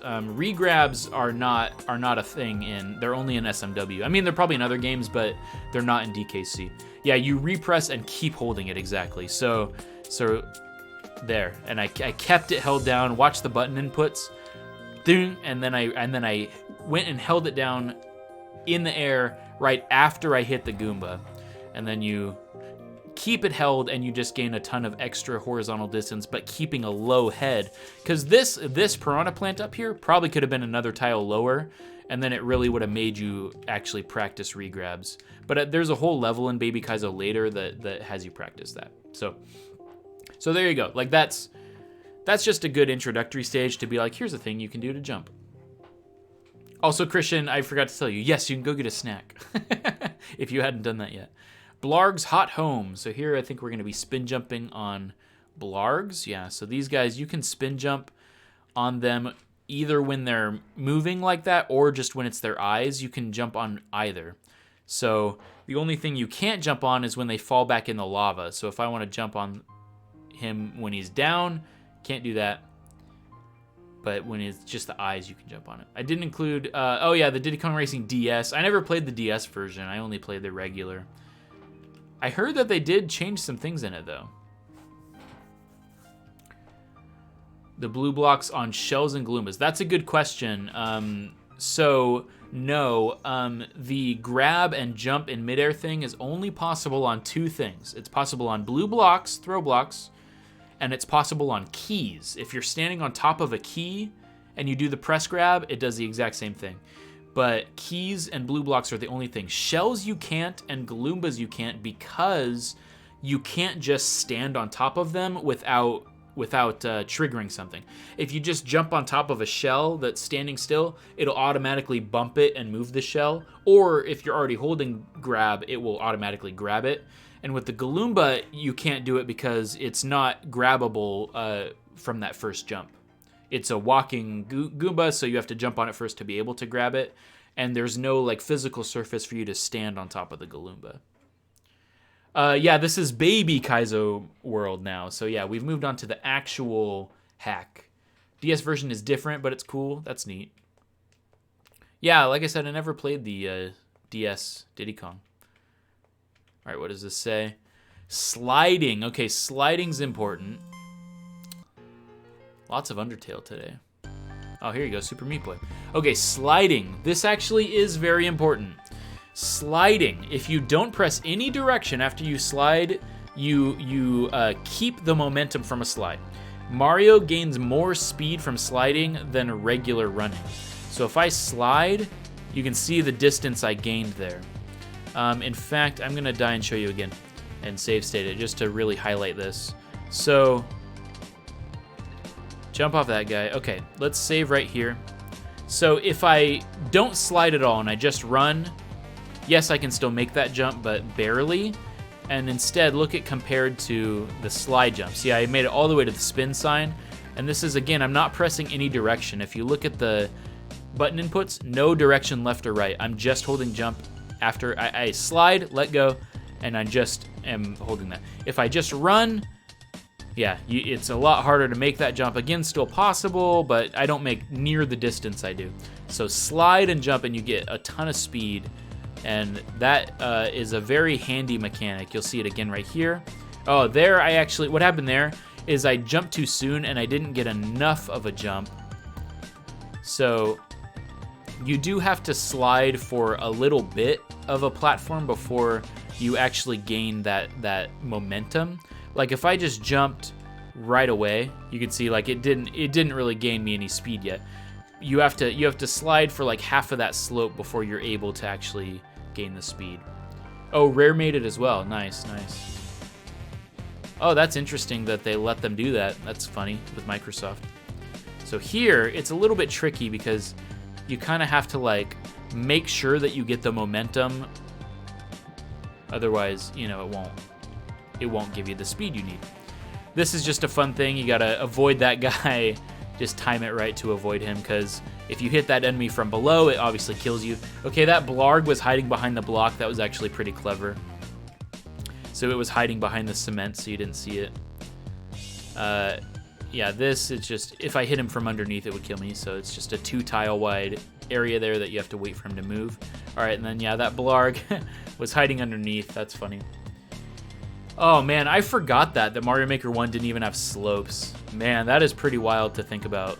I totally forgot about that, because that was such a big deal when they made 2, and they were like, there's slopes now! But yeah, like, it's hard to think about. Oh, man.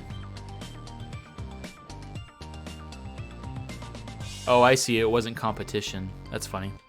Let him work on the handheld. All right, let me actually clear this bit with the blarg. There you go. I could have probably spin jumped on it, but ooh, I jumped too early. Yeah, that's a little bit of a tricky bit there. You just gotta get the timing right of when to jump off the skull platforms. Skull platforms are weird just because when they go off a cliff and they separate, it can be tricky to, oh dang it. It can be tricky. You basically just want to make sure you're standing on at least one of the skulls. Because if you're in between, like, it just gets very janky. Like, it sends you to one of the other skulls and stuff. Very janky stuff. Okay, there we go. Oh, man, I'm trying to spin jump on the blarg, but instead I'm going past it. And then I just hit that piranha plant, so I need to maybe not spin jump on it. Maybe I'll hold back further on the platform. Like on the backside here. Let him jump, and then, yeah, there you go. That's better. Okay, here, let's do this. Okay, now this is kind of mean, personally, because the football is RNG. This is one of the only elements of random number generation in Mario World. Its jump is completely random. So it might get this tiny bounce, you can see, or it could bounce all the way to the ceiling, and you have no idea. It's random every time. So me going underneath it there is just chance that it didn't do the tiny bounce. Because if it did the tiny bounce, it would have killed me. So that's kind of mean, a little bit, just a little mean. Yeah, the slopes in the... I know, I watched the Mario Maker 2 trailer, and I was blown away. I was pretty excited. Okay, this is cool. So blue Koopas, actually really any Koopas, when you jump on them, they shoot their Koopa out of the shell, right? So it's just using a blue, happens to be a blue.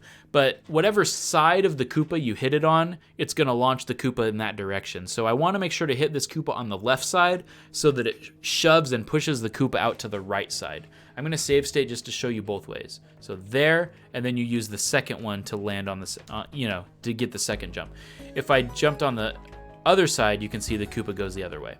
So I don't want to land on the other side because then I won't be able to make that jump.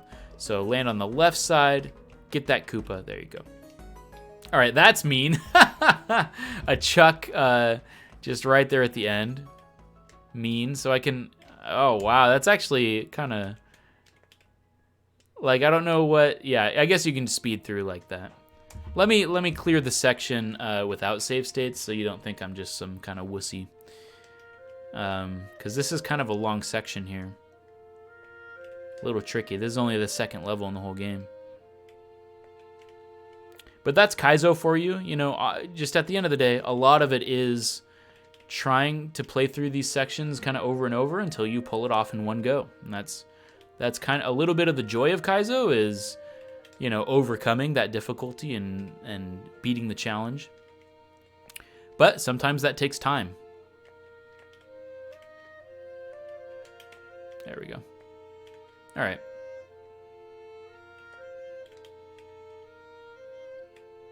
Ooh, so even with the tiny jump, you still are able to do that. That's good. Okay, I'm going to quickly just... Yeah, there you go. All right. Yeah, it gets destroyed by mean teenagers. I'm a strong snowman that survives. Yeah. Oh, you can play as Whizpig. That's cool. Can't you also play as Tiny Kong? I think they made like the teenage Tiny Kong in that game. Oh, I think you're right. Maybe that football specifically was following a pattern. Yeah, maybe you're right. Which would make more sense, since it's trying to teach you.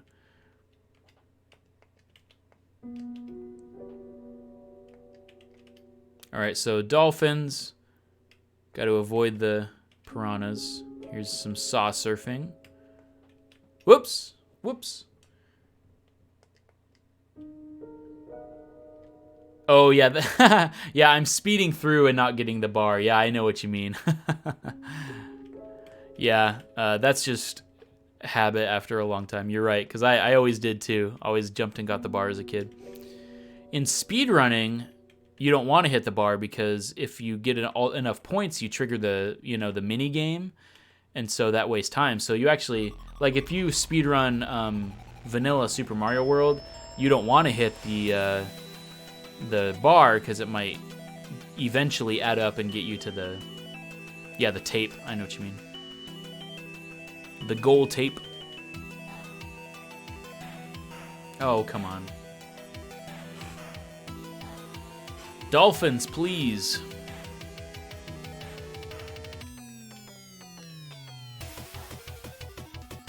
The only tricky thing about dolphins is you don't want to stand on them when they reach the bottom because you will hit the piranha plants.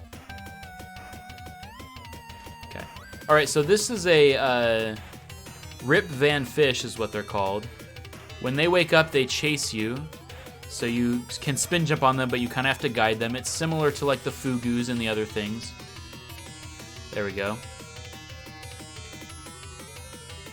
Oh, I was like, what? I was like, what am I waiting on? But it's here's the torpedo stuff. So just like we learned in Learn to Kaizo, that's the only thing you need it for. Now it's a Fugo. Oh, never hit the message block. Baby's first time dying to a troll. Yeah, whoops, because we need that Fugu. So whoopsie. Tropical Freeze came out in February of 2014.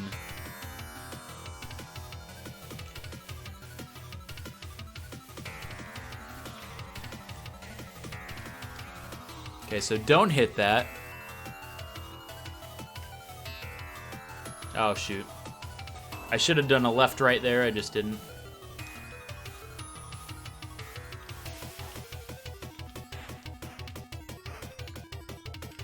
Okay, gotta wait for the Fugu to turn around.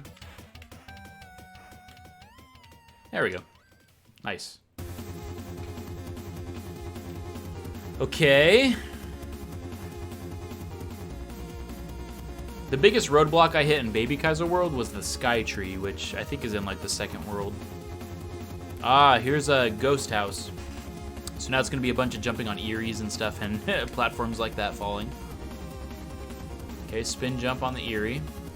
Do a slide jump. Okay, and what's interesting about Eries is they respawn when you jump back to the when you go back to the left.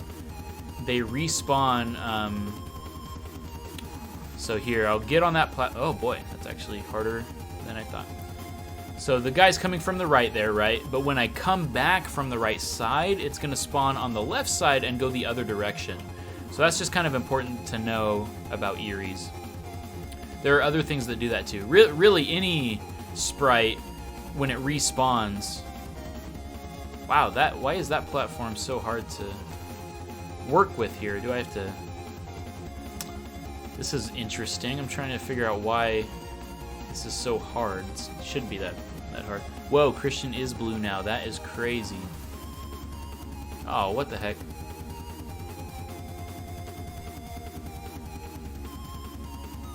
Okay, what the heck? Why am I not getting that?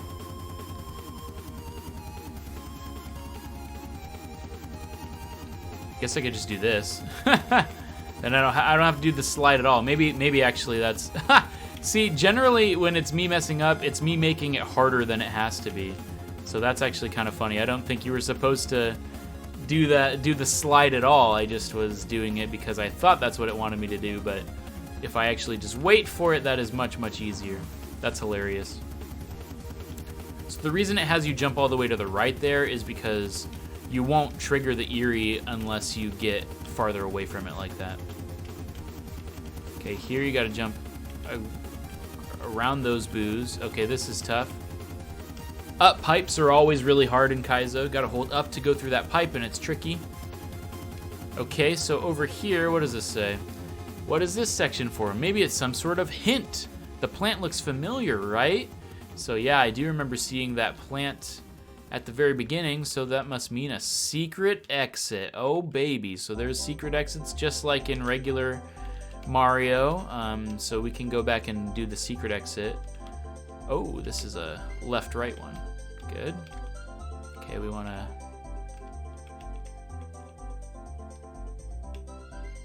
Nice. Okay, that was an example of me holding jump so that I had enough height to clear that gap. Okay, fishing boos are tough. Ah, have I played Crash Team Racing? Yes, I have. Not extensively, but what I have seen of it, I thought was pretty cool because the drifting stuff seemed pretty, like there was kind of a lot of skill, like a pretty high skill ceiling in terms of drifting. So I thought that was kind of cool, but I haven't played it extensively. I know the people that love CTR are huge fans and they just live and die by Crash Team Racing.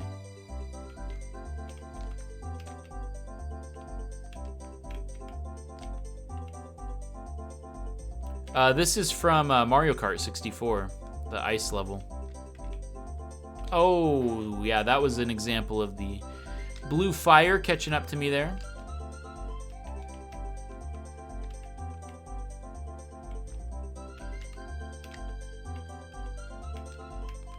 Oh, whoops. Oh, yeah, I forgot they put that level in Mario Kart, didn't they?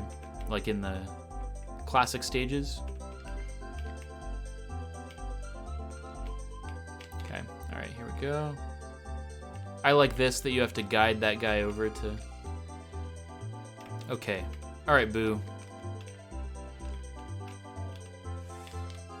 Oof, okay, so I'm actually gonna do that because this Boo cannot kill me right here. Just the distance between him and the blue fire was that he couldn't reach me, and then I just had to kind of lure him away to reach the end there. All right, what does this say? You always have to expect a troll at the end of a level. That's how Kaizo works. That thing blew up. I didn't, I mean, I was like, I don't know what the Kaizo is going to be, but I definitely didn't expect the box to blow up. The fishing guy is called Fishing Boo. Good old Fishing Boo. And fishing boos are really annoying. That's one of the harder enemies in Kaizo, is the fishing boo.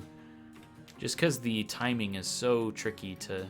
You just kind of have to learn their patterns a little bit. There's a little bit of like knowledge that you just have to learn of Kaizo, meaning like,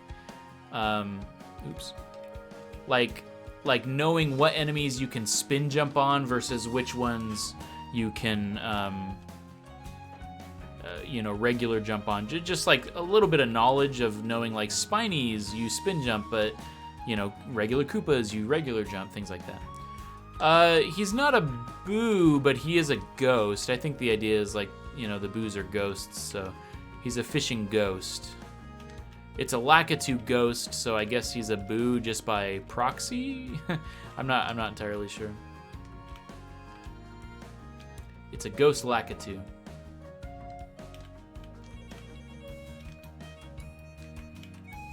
Yeah, that's exactly what I was saying earlier. It just takes muscle memory. It's just learning. It's learning what works for you and because the good news about them is they all are the same. You know, once you know how to do one, it's easy because it's not like they're gonna change. Okay, there we go. Okay, now I'm gonna just avoid this block entirely. I wonder if it blows up over time, or I guess it only blows up once you hit it. So that's kind of funny. Yo, Yandir, you know what's up? Welcome to the stream. Hello, hello. Glad you're here. What's up? So there is a secret exit in there we can go. Let's go ahead and do that. Right at the beginning was this is the thing it was talking about. So there's blocks you can trigger. Whoops. Oh boy. Oh, you just started Baby Kaizo today. That's amazing. Well, what a coinky dink, because that's exactly what we're playing. We're doing kind of Kaizo school, you know, teaching people how to play Kaizo and get better at Kaizo. So I'm just kind of sharing the different stuff that I've learned that works good for me. So there's a pipe up there that I went in. Okay, and this is just a secret exit. Ooh, but that Goomba tried to get me. That was a quick troll. All right, now it's going to be a Switch Palace. And I think the Switch Palace is actually a little hard, a little tricky.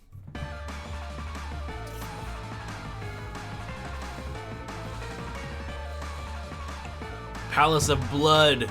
Good music for that. Everything's red. So that's kind of cool. You go on that Spiny to trigger those, and then you can... Oh, it's actual just water I can swim in. That's funny. Ooh, yeah, okay. Getting that timing is a little tricky. I like that, though. So you really only need to hit one, because then I can do the thing where I hold run, and then I can go underneath it. Okay, let's get this timing right. There we go. Ooh, ooh, okay. Wait for this guy again to...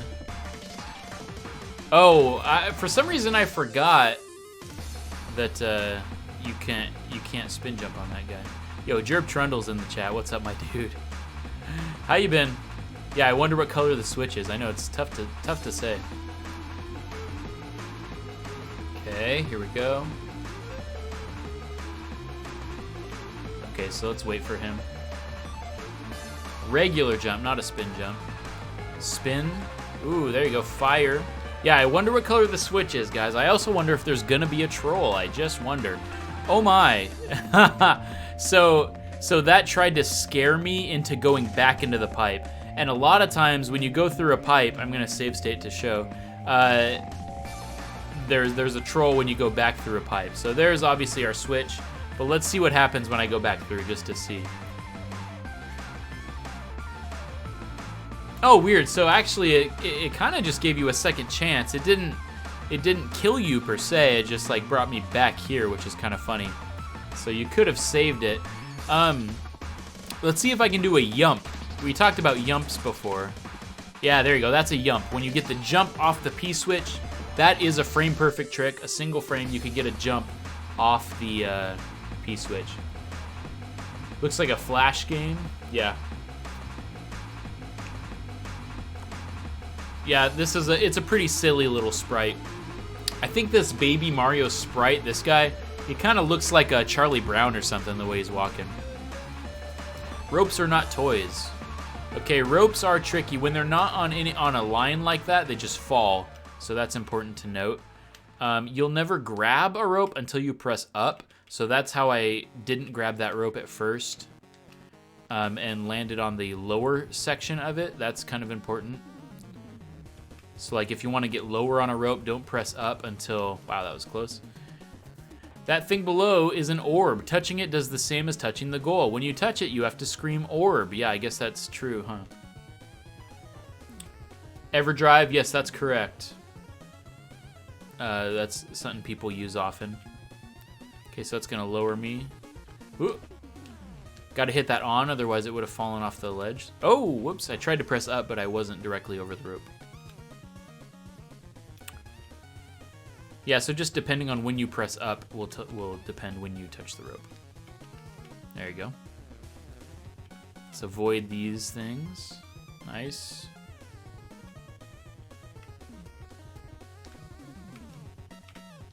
Oh, I didn't I didn't see the orb there. That's funny. So that was an orb that actually kills you because it was right in front of a ledge, and so you just walk off the ledge and die.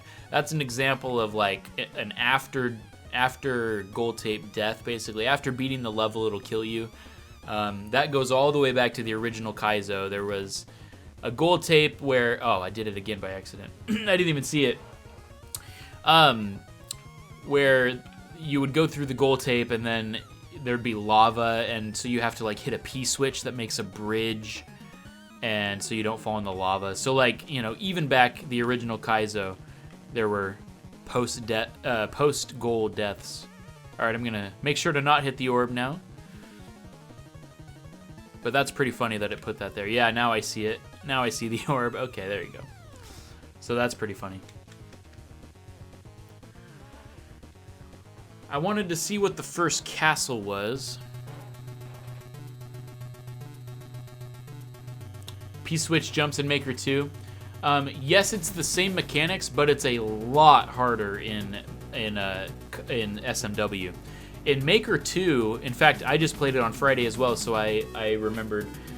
P-switch jumps in Maker 2 are so much more forgiving. Like, you can pretty much do it every time without fail, more or less. In this, it's a single frame. It's very hard to get a jump.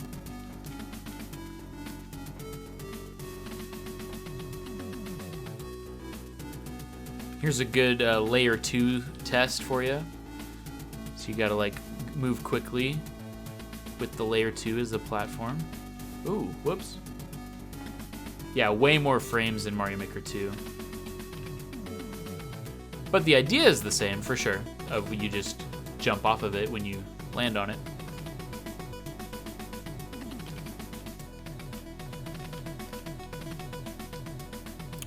Okay. Okay, and here you gotta, oh, I jumped too high. Whoops. I would say that's good game design. Yeah, makes it more viable. And that's the thing. I think they did that on purpose. I think it wasn't intended in SMW, but then they knew that people would use it as a mechanic in Mario Maker, so then they were like, well, let's make it at least more viable, right? Which I think is pretty clever. They made it an actual thing to use and have it be something people could do. All right, now be careful, grab that. There you go. Woo! Had to be a little fast.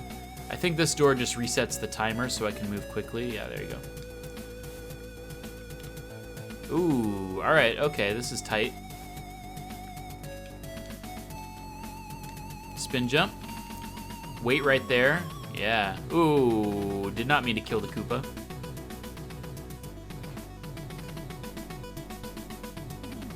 On the SNES, you're doing it on your phone with a Bluetooth keyboard? Oof, yeah, that would be, yeah, that's tough.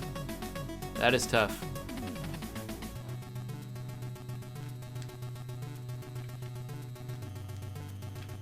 Okay, so don't kill the Koopa.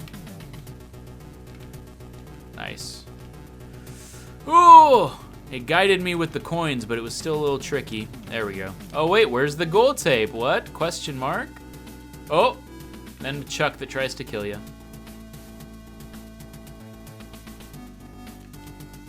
I think once you get that one up, he starts throwing spinies at you. Yeah, so When you started a channel, was I a snow boy or a snowman? I started my channel when I was 23? 22, maybe? So, I mean, kind of a snow boy, but I wasn't, like, in high school. Yo, thank you for the follow as well. What's going on? Welcome. All right, so now this is a good hack to show off Kaizo. This level is purposefully showing off Kaizo blocks. So you got to take jumps farther away than you normally would to make sure you don't hit the troll. Or you can also do this maneuver where you like hug the edge, trigger it, and then you can just do the jump without worrying about it. And there, see, I took it to the left so that I wouldn't hit the Kaizo block. Little trolls like that. Same there, took it extra wide to make sure I don't hit the Kaizos. What does this say? When sliding, don't press any direction. Yeah, we knew that. You can spin jump. Oh, see, and that was a re-grab. That was a re-grab. Did it say that in the block and I just missed it? Okay, so now we're hitting Kaizos. Welcome to the hut. Yeah, exactly. Ooh.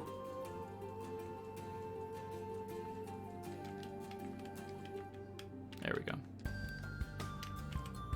So there's another Kaizo block directly on the, close to the wall there.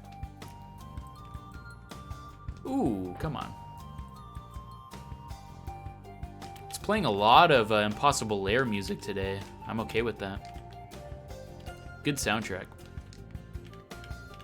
I think there's a Kaizo block there, so you could die to the chuck if you're not careful. Oh, come on.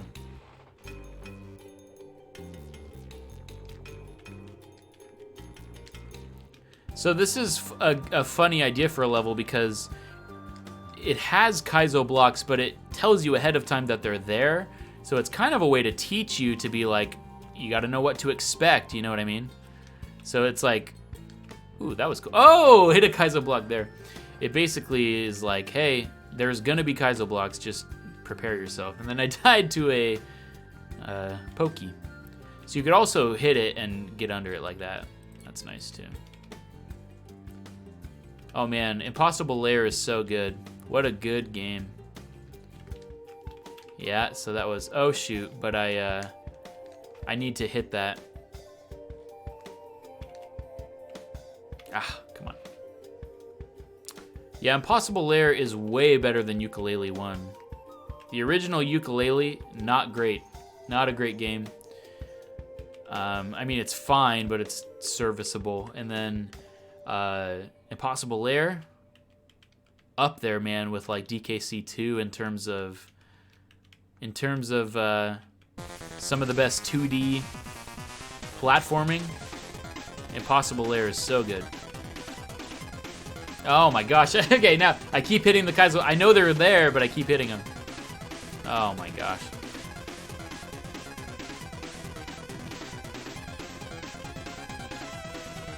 There we go. There we go. Okay, so now we hit this, but go back on the left side. There we go. Oh, yeah, I forgot about this one. So this is actually a cool thing to know because some hacks do this. If you just go directly under the on-off block, sometimes there are Kaizo blocks here, and once it's there, you're blocked. You can't hit the thing at all. This is generous and gives you a door. But what you need to do is hit it from the side like that, you see? So I'm not triggering the block underneath it, but I'm hitting it from the side. And that is a good mechanic to know. And sure enough, of course, there was one right there at the end. I should have known, but I like that. That's a clever, it's not a troll, but like it's a clever mechanic because like it sucks when you don't know that it's there, so then you get trolled. But once you do know it's there, it's kind of a clever thing that you have to hit it from the edge of the block.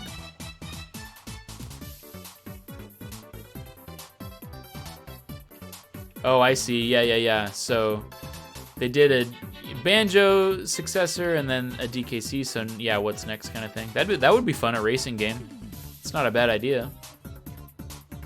There we go. Okay, and then watch out for this last Kaizo. If I remember right, this one might even double get you. Yeah. So it knows that that's what you're gonna do, and so then there's another one there to get you, and a third one. Oh, that's hilarious. So that's pretty funny. It tries to triple troll you.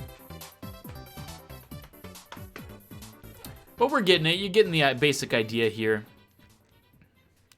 I think we're learning how to Kaizo. Hot Milk Castle. This one's kind of tricky. Oh no, this is not the level I thought it was. This one's not that bad.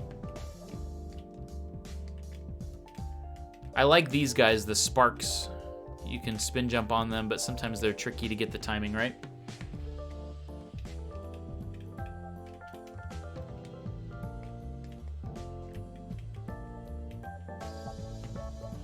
Oh, whoops. Dr. Quack's Trouser. Yeah. That's true. They got a good amount of characters.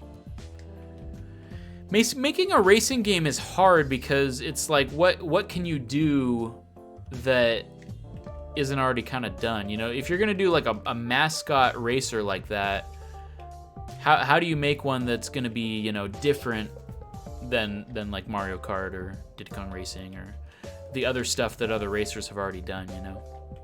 And I think that's just kind of the hard part.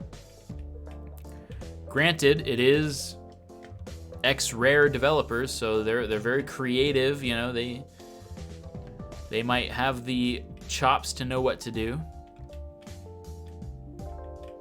Wow, with it. Why am I struggling here? That's a good point. If it's just kind of like Diddy Kong Racing, that wouldn't be a bad thing. More DKR. Oh, come on.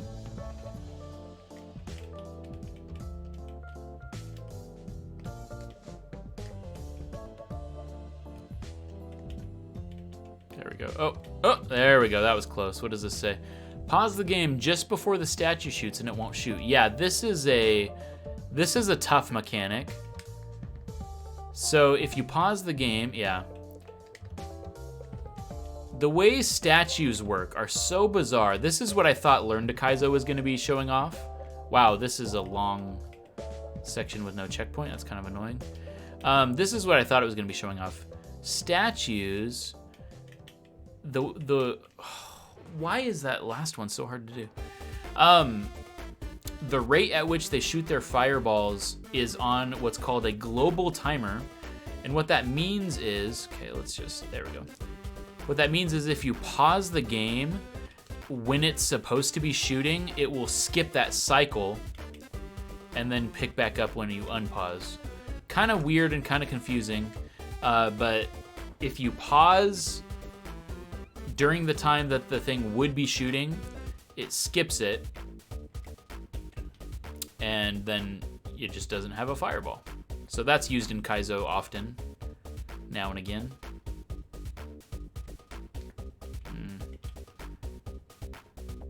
Oh, Windy, come on. Ah. There we go. Nice. We did it. Okay, we beat the first castle. Good job. Yeah, or like an F-Zero. That's true. That'd be a good call. I don't know. I don't know what they would do with a racer. That'd be interesting. Do I know anything about Donkey Kong Racing? The only thing I know about it is that one trailer, yeah, that was announced or whatever. That's the only thing I know. I think that'd be fun.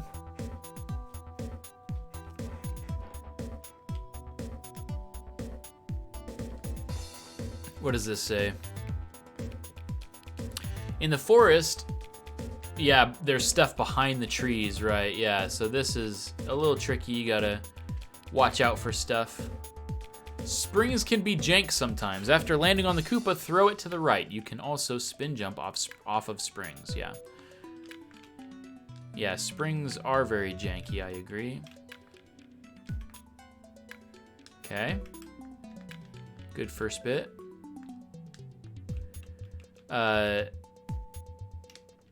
The wigglers are tricky too. They're not necessarily janky, but they can be slightly random. It's more about your position and they follow you, but they're a little tricky to figure out. This is cool. So charging chucks take 3 hits, right? So that was a good example of like using all 3 hits to try and make your way across that line.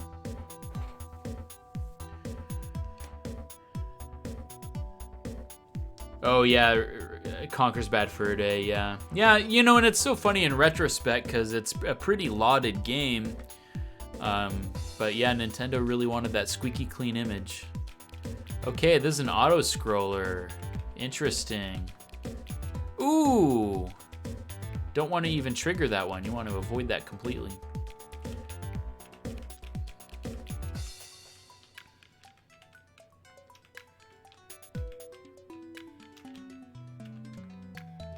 Nice. I like that, using the platforms to kind of wait. Oh. Died there, not fun.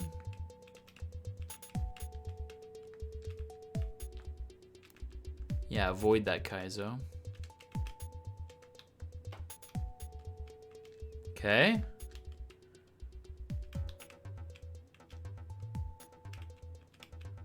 There we go. Ooh, yeah, there you go. That was cool. You gotta like wait for it to go all the way around. Woo! Oh, wow, barely made that. That was close. No, I've never really watched Beta 64, but I know what that is.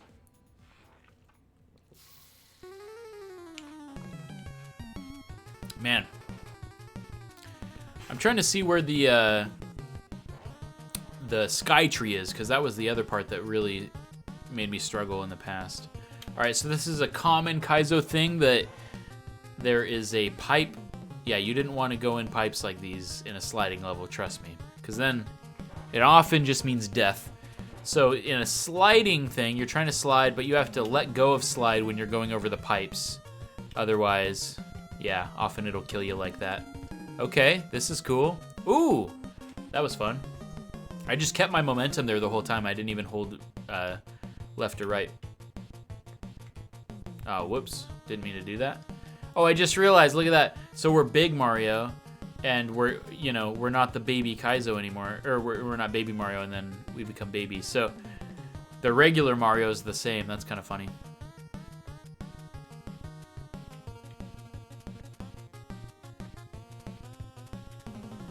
Spin jump. There you go. And then obviously we want to trigger it. Oh, I pressed jump. It just didn't register. That sucks.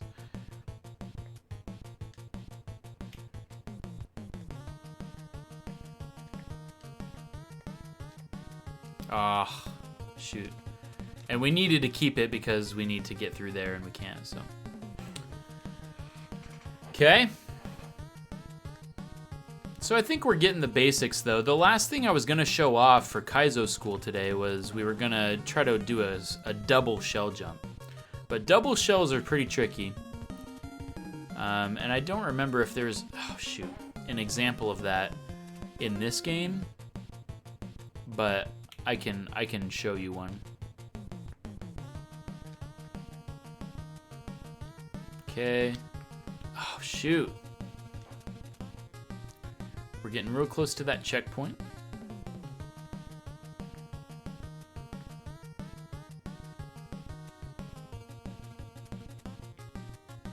Oh my gosh. Just getting the timing on that is hard. Yeah, that's a good point. In ice levels, everything has ice physics, which is weird. So like ice physics is just a trigger that it makes in the level itself, not just ice platforms. And that's just a limitation of the time or whatever when they use to code Mario World. It's a level gimmick, not a platform gimmick, meaning every single thing has ice physics in ice levels. So that is good to know. So like even this thing I'm on right now, ice physics. The mole's ice physics. If it's an ice level, it is triggered for the whole stage. Oof. Yeah, I was turning the wrong direction. And this is an important thing. You can glitch through blocks as Big Mario. So yeah, I'll show that off here. I need that fire flower, not only to use the fire to kill that thing, but I also just need to be Big Mario to glitch through the blocks.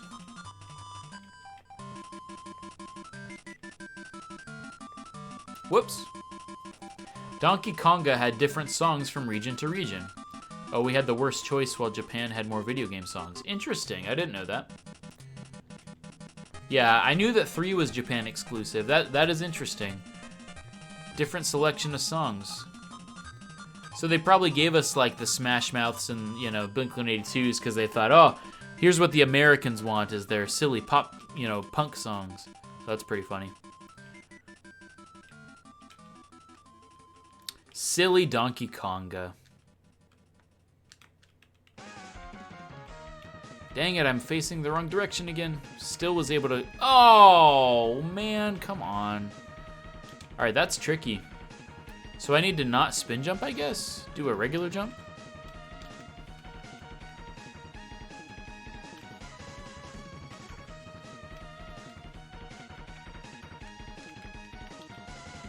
Or just make sure I'm facing the right way. There we go. Now... I just glitched through. If you spin jump on top of blocks like that, you can glitch through, which is very weird. But again, something that's important to know sometimes. Oh, shoot. I'm so stupid. Yeah, okay, so it wanted me to damage boost at the end there. That's actually pretty funny. That's a good way to do it. I thought it wanted me to go through the pipe, but that was just another troll. Whoops. Oh, whoops. Is it that responsive? Yeah, I mean, the bongos themselves are actually, like, decent, you know. They're very responsive controllers. The microphone is very sensitive, so it picks up any kind of clap, you know, even if it's a small clap or whatever. And then, yeah, the bongos, they work pretty good, I think, pretty sure. And you can, like, tap the side, too, if you don't want to clap, which is kind of nice. All right, there we go. Now let's do this again. Okay, now get a running start and damage boost, and then just finish. Nice, nice, nice, nice, nice. Yeah, I just didn't play it extensively for sure. Hey, good song.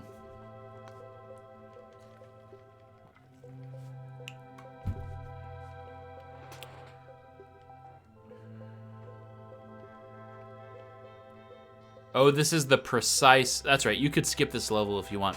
You will have to do precise jumps in every hack, so let's practice them. Precision can be very annoying. If you don't want to, you can go through the door. But yeah, let's practice our precise, because this makes a good point. Sometimes you're going to have jumps like this where it's like you got to fit through tiny gaps, you know, and so this is a good way to practice. Woo! That was a close one. This song makes you tear up. It's a good song. Yeah, so this is a tough level, but I like that they make it skippable. But then obviously once you're more skilled, like it's worth it to do because it is important to kind of know your precise jumps like that. Ah, shoot. See, the hard thing about Kaizo blocks is when they're signaled like that and you can see the block that it's gonna do. I can't tell if it wants me to hit it or if it's just telling me to avoid it, you know? Ooh, yeah. It is a short level, yeah. Okay, and here's a good example like in Learn to Kaizo where it's talking about your precise bean jumping. Woo! Oh boy, oh that's tough. Yeah, I would agree that like fitting in between piranha plants with the one tile, you're rarely gonna see that. But some of these things, like precise green beans, you do see that, you know. There's certain tricks.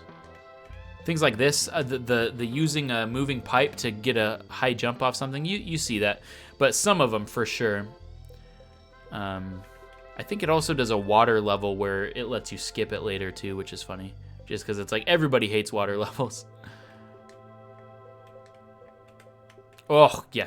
Green beans are very janky. That's the only annoying thing is you can glitch out off the end of them like that, like I was doing. You know, the bongos, I think, are pretty expensive. I mean, you know, it's not like $200, but they might be 30, 40. So you better get some good use out of them. There we go. Nice. And then here... Nice. Oh, okay. Yeah, that's a very short level. Fun to try and do the precise stuff. I wanted to get to the Sky Tree, because that's the one where, like I said, was a big roadblock for me when I was first starting out. I think it's the next level. No, it's after this ghost one. Nightmare Forest. Yikes. More stuff hidden behind trees. Okay. Ooh, yeah, you can spin through Big Boos, which is kind of funny. Probably never knew that in Vanilla Mario, but you can spin when you slide down slopes. That's the other thing about sliding slopes, is you can kill enemies. So you can spin, or you slide through even just the big boos like that. Good to know. Important mechanic. There we go. And I use the slide speed there to make through that. Ah, I'm trying to just, there we go. Nice. Okay, another fishing boo, which are not fun. Oh, gosh. Yeah, the timing of a fishing boo is quite tricky. Come on. Oh, boy.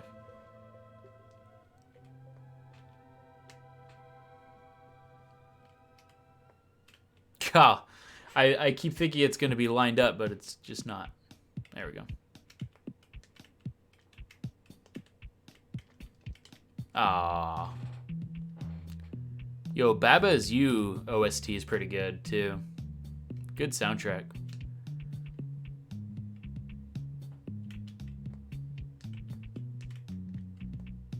Okay, I just need to remember that the fishing boo can't kill you from that platform. Okay, there we go. Nice. Oh, that was pretty good. Woo! Oh, he juked me back. Whoops. Yeah, okay, that was that sucks. He would have kept following me, but he was told by the game, they coded that to have that fishing boo only go that far, and then he would stop following me. So that kind of sucks. I didn't know that. Ah. Baba Is You is very hard. It is an extremely hard puzzle game. I don't know that I can even recommend it if you don't love puzzles, because it is very hard to even know what the heck to do. Yeah, exactly. Reminds you of Pain and Suffering. It definitely, like, you hear these songs so much because you get stuck on those levels forever. Okay, come on, let's... Oh, gosh, dude. Professor Layton. I've never played a Professor Layton game. You know what's so funny is I mentioned the other day that I thought, oh, maybe we should play Portal Reloaded. Because for those that are unaware, that's a Portal 2 mod. Gosh, that adds in a third portal with time travel. And I was like, that sounds amazing. Whoa, I would totally love to try that. And I tested it out just to make sure I could play it, to see if we wanted to do it on stream. And then freaking, I couldn't even get past like the second level. And I'm like, oh, I forgot that I'm really bad at puzzles. And I'm like, there's no way I'd be able to do this on stream. So I second guessed playing Portal Reloaded, just knowing my own puzzle skill. You gotta really love puzzles to do stuff like that, or Baba Is You, that are just really hard games. Same with like The Witness, you know, you just gotta love puzzles, man. Okay, ooh, yeah, I saw that coming. It's pretty funny. I'm not a big puzzle person. I appreciate them for what they are, right? Like, I think I've gone on record before to say that The Witness is really actually not that bad. I did a video about how I didn't like The Witness, and it's all, you know, it's bad. You don't need to play it was the name of the video. And I in retrospect, it's more that it just wasn't for me. Okay, freaking the fishing boo glitches out like when it reaches that ledge, so that's kind of not cool. So I can appreciate what The Witness does for what it is. It just definitely was not a game for me. You have to really love puzzles to appreciate it, you know? Okay, can we... There we go. Now... Okay, good. Yeah, more you don't need to plays, yeah. Quintessentials, what's going on? Welcome to the stream, hello. Opus Magnum, yeah, that one looks really hard, for sure. Any of those, like, building mechanic games. Oh, Run Forest. This is a good level. You know, we haven't talked about yet is P-Speed running. It lacks what Wandersong excels at. Oh, that's interesting. I've never heard of Songbird Symphony. So P-Speed is very important for Kaizo. This is a level that teaches you about having P-Speed, keeping it, and not losing. Like, you can turn around and still keep your P-Speed. So this is an important level. This was also a very hard stage when I was first starting out. The problem is if you let go of Y at all, you lose that P-Speed like I did there when I was doing that spin jump.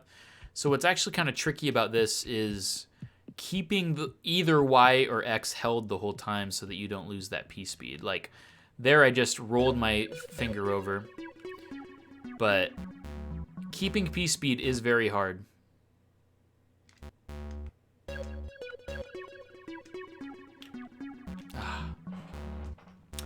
Vroom in the sky.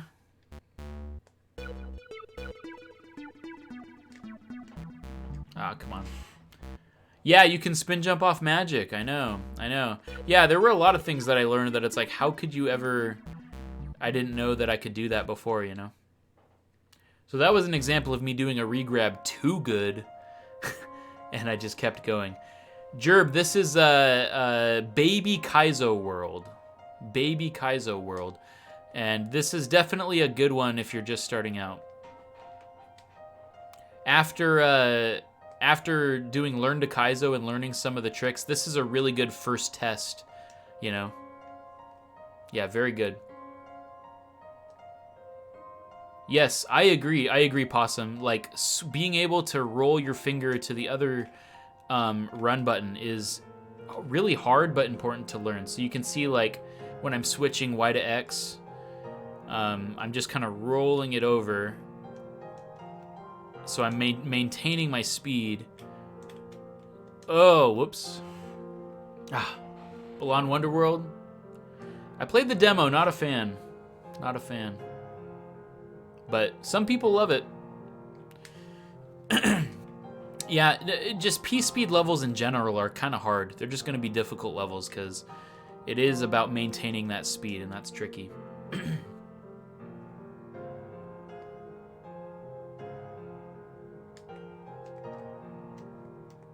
Come on. This triple jump off the magic is actually harder than it looks because you kind of have to do some kind of a regrab.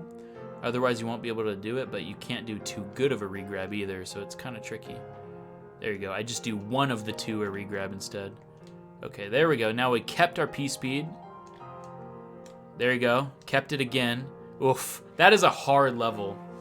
Yes, it's from Mario 3. They carried it over. The difference is in Super Mario World, and obviously you know that you have P-Speed in Vanilla Mario World. You run all the time in that game. But it doesn't show you the meter like it does in 3. In Super Mario 3, you have the arrows that show filling up. It basically just turned that invisible. So that's the only difference is you kind of just have to imagine that symbol. So the P-Speed slowly empties when you're not running, but you can refill it quickly if you had been running previously. So even there when I was turning around and doing left, rights and stuff, I was able to regain the P-Speed because I had just done it recently. Like I had come from running, stopped, and did it again. All right, this is Skytree Jr. like we were talking about. So the Skytree level, this is one of the hard... This was a big roadblock for me because it's another one where you have to move so stinking fast. So Skytree levels, in case you have no idea, is you're chasing a vine that grows up toward the top of the screen, and you have to hit the blocks along the way. Otherwise, the vine will stop, and you won't be able to progress any further. So you have to keep hitting these blocks along the way. Whoops. Oh boy. Yeah, it is a little tricky to know exactly how P-Speed works. That's another one of you just get a better idea for it the more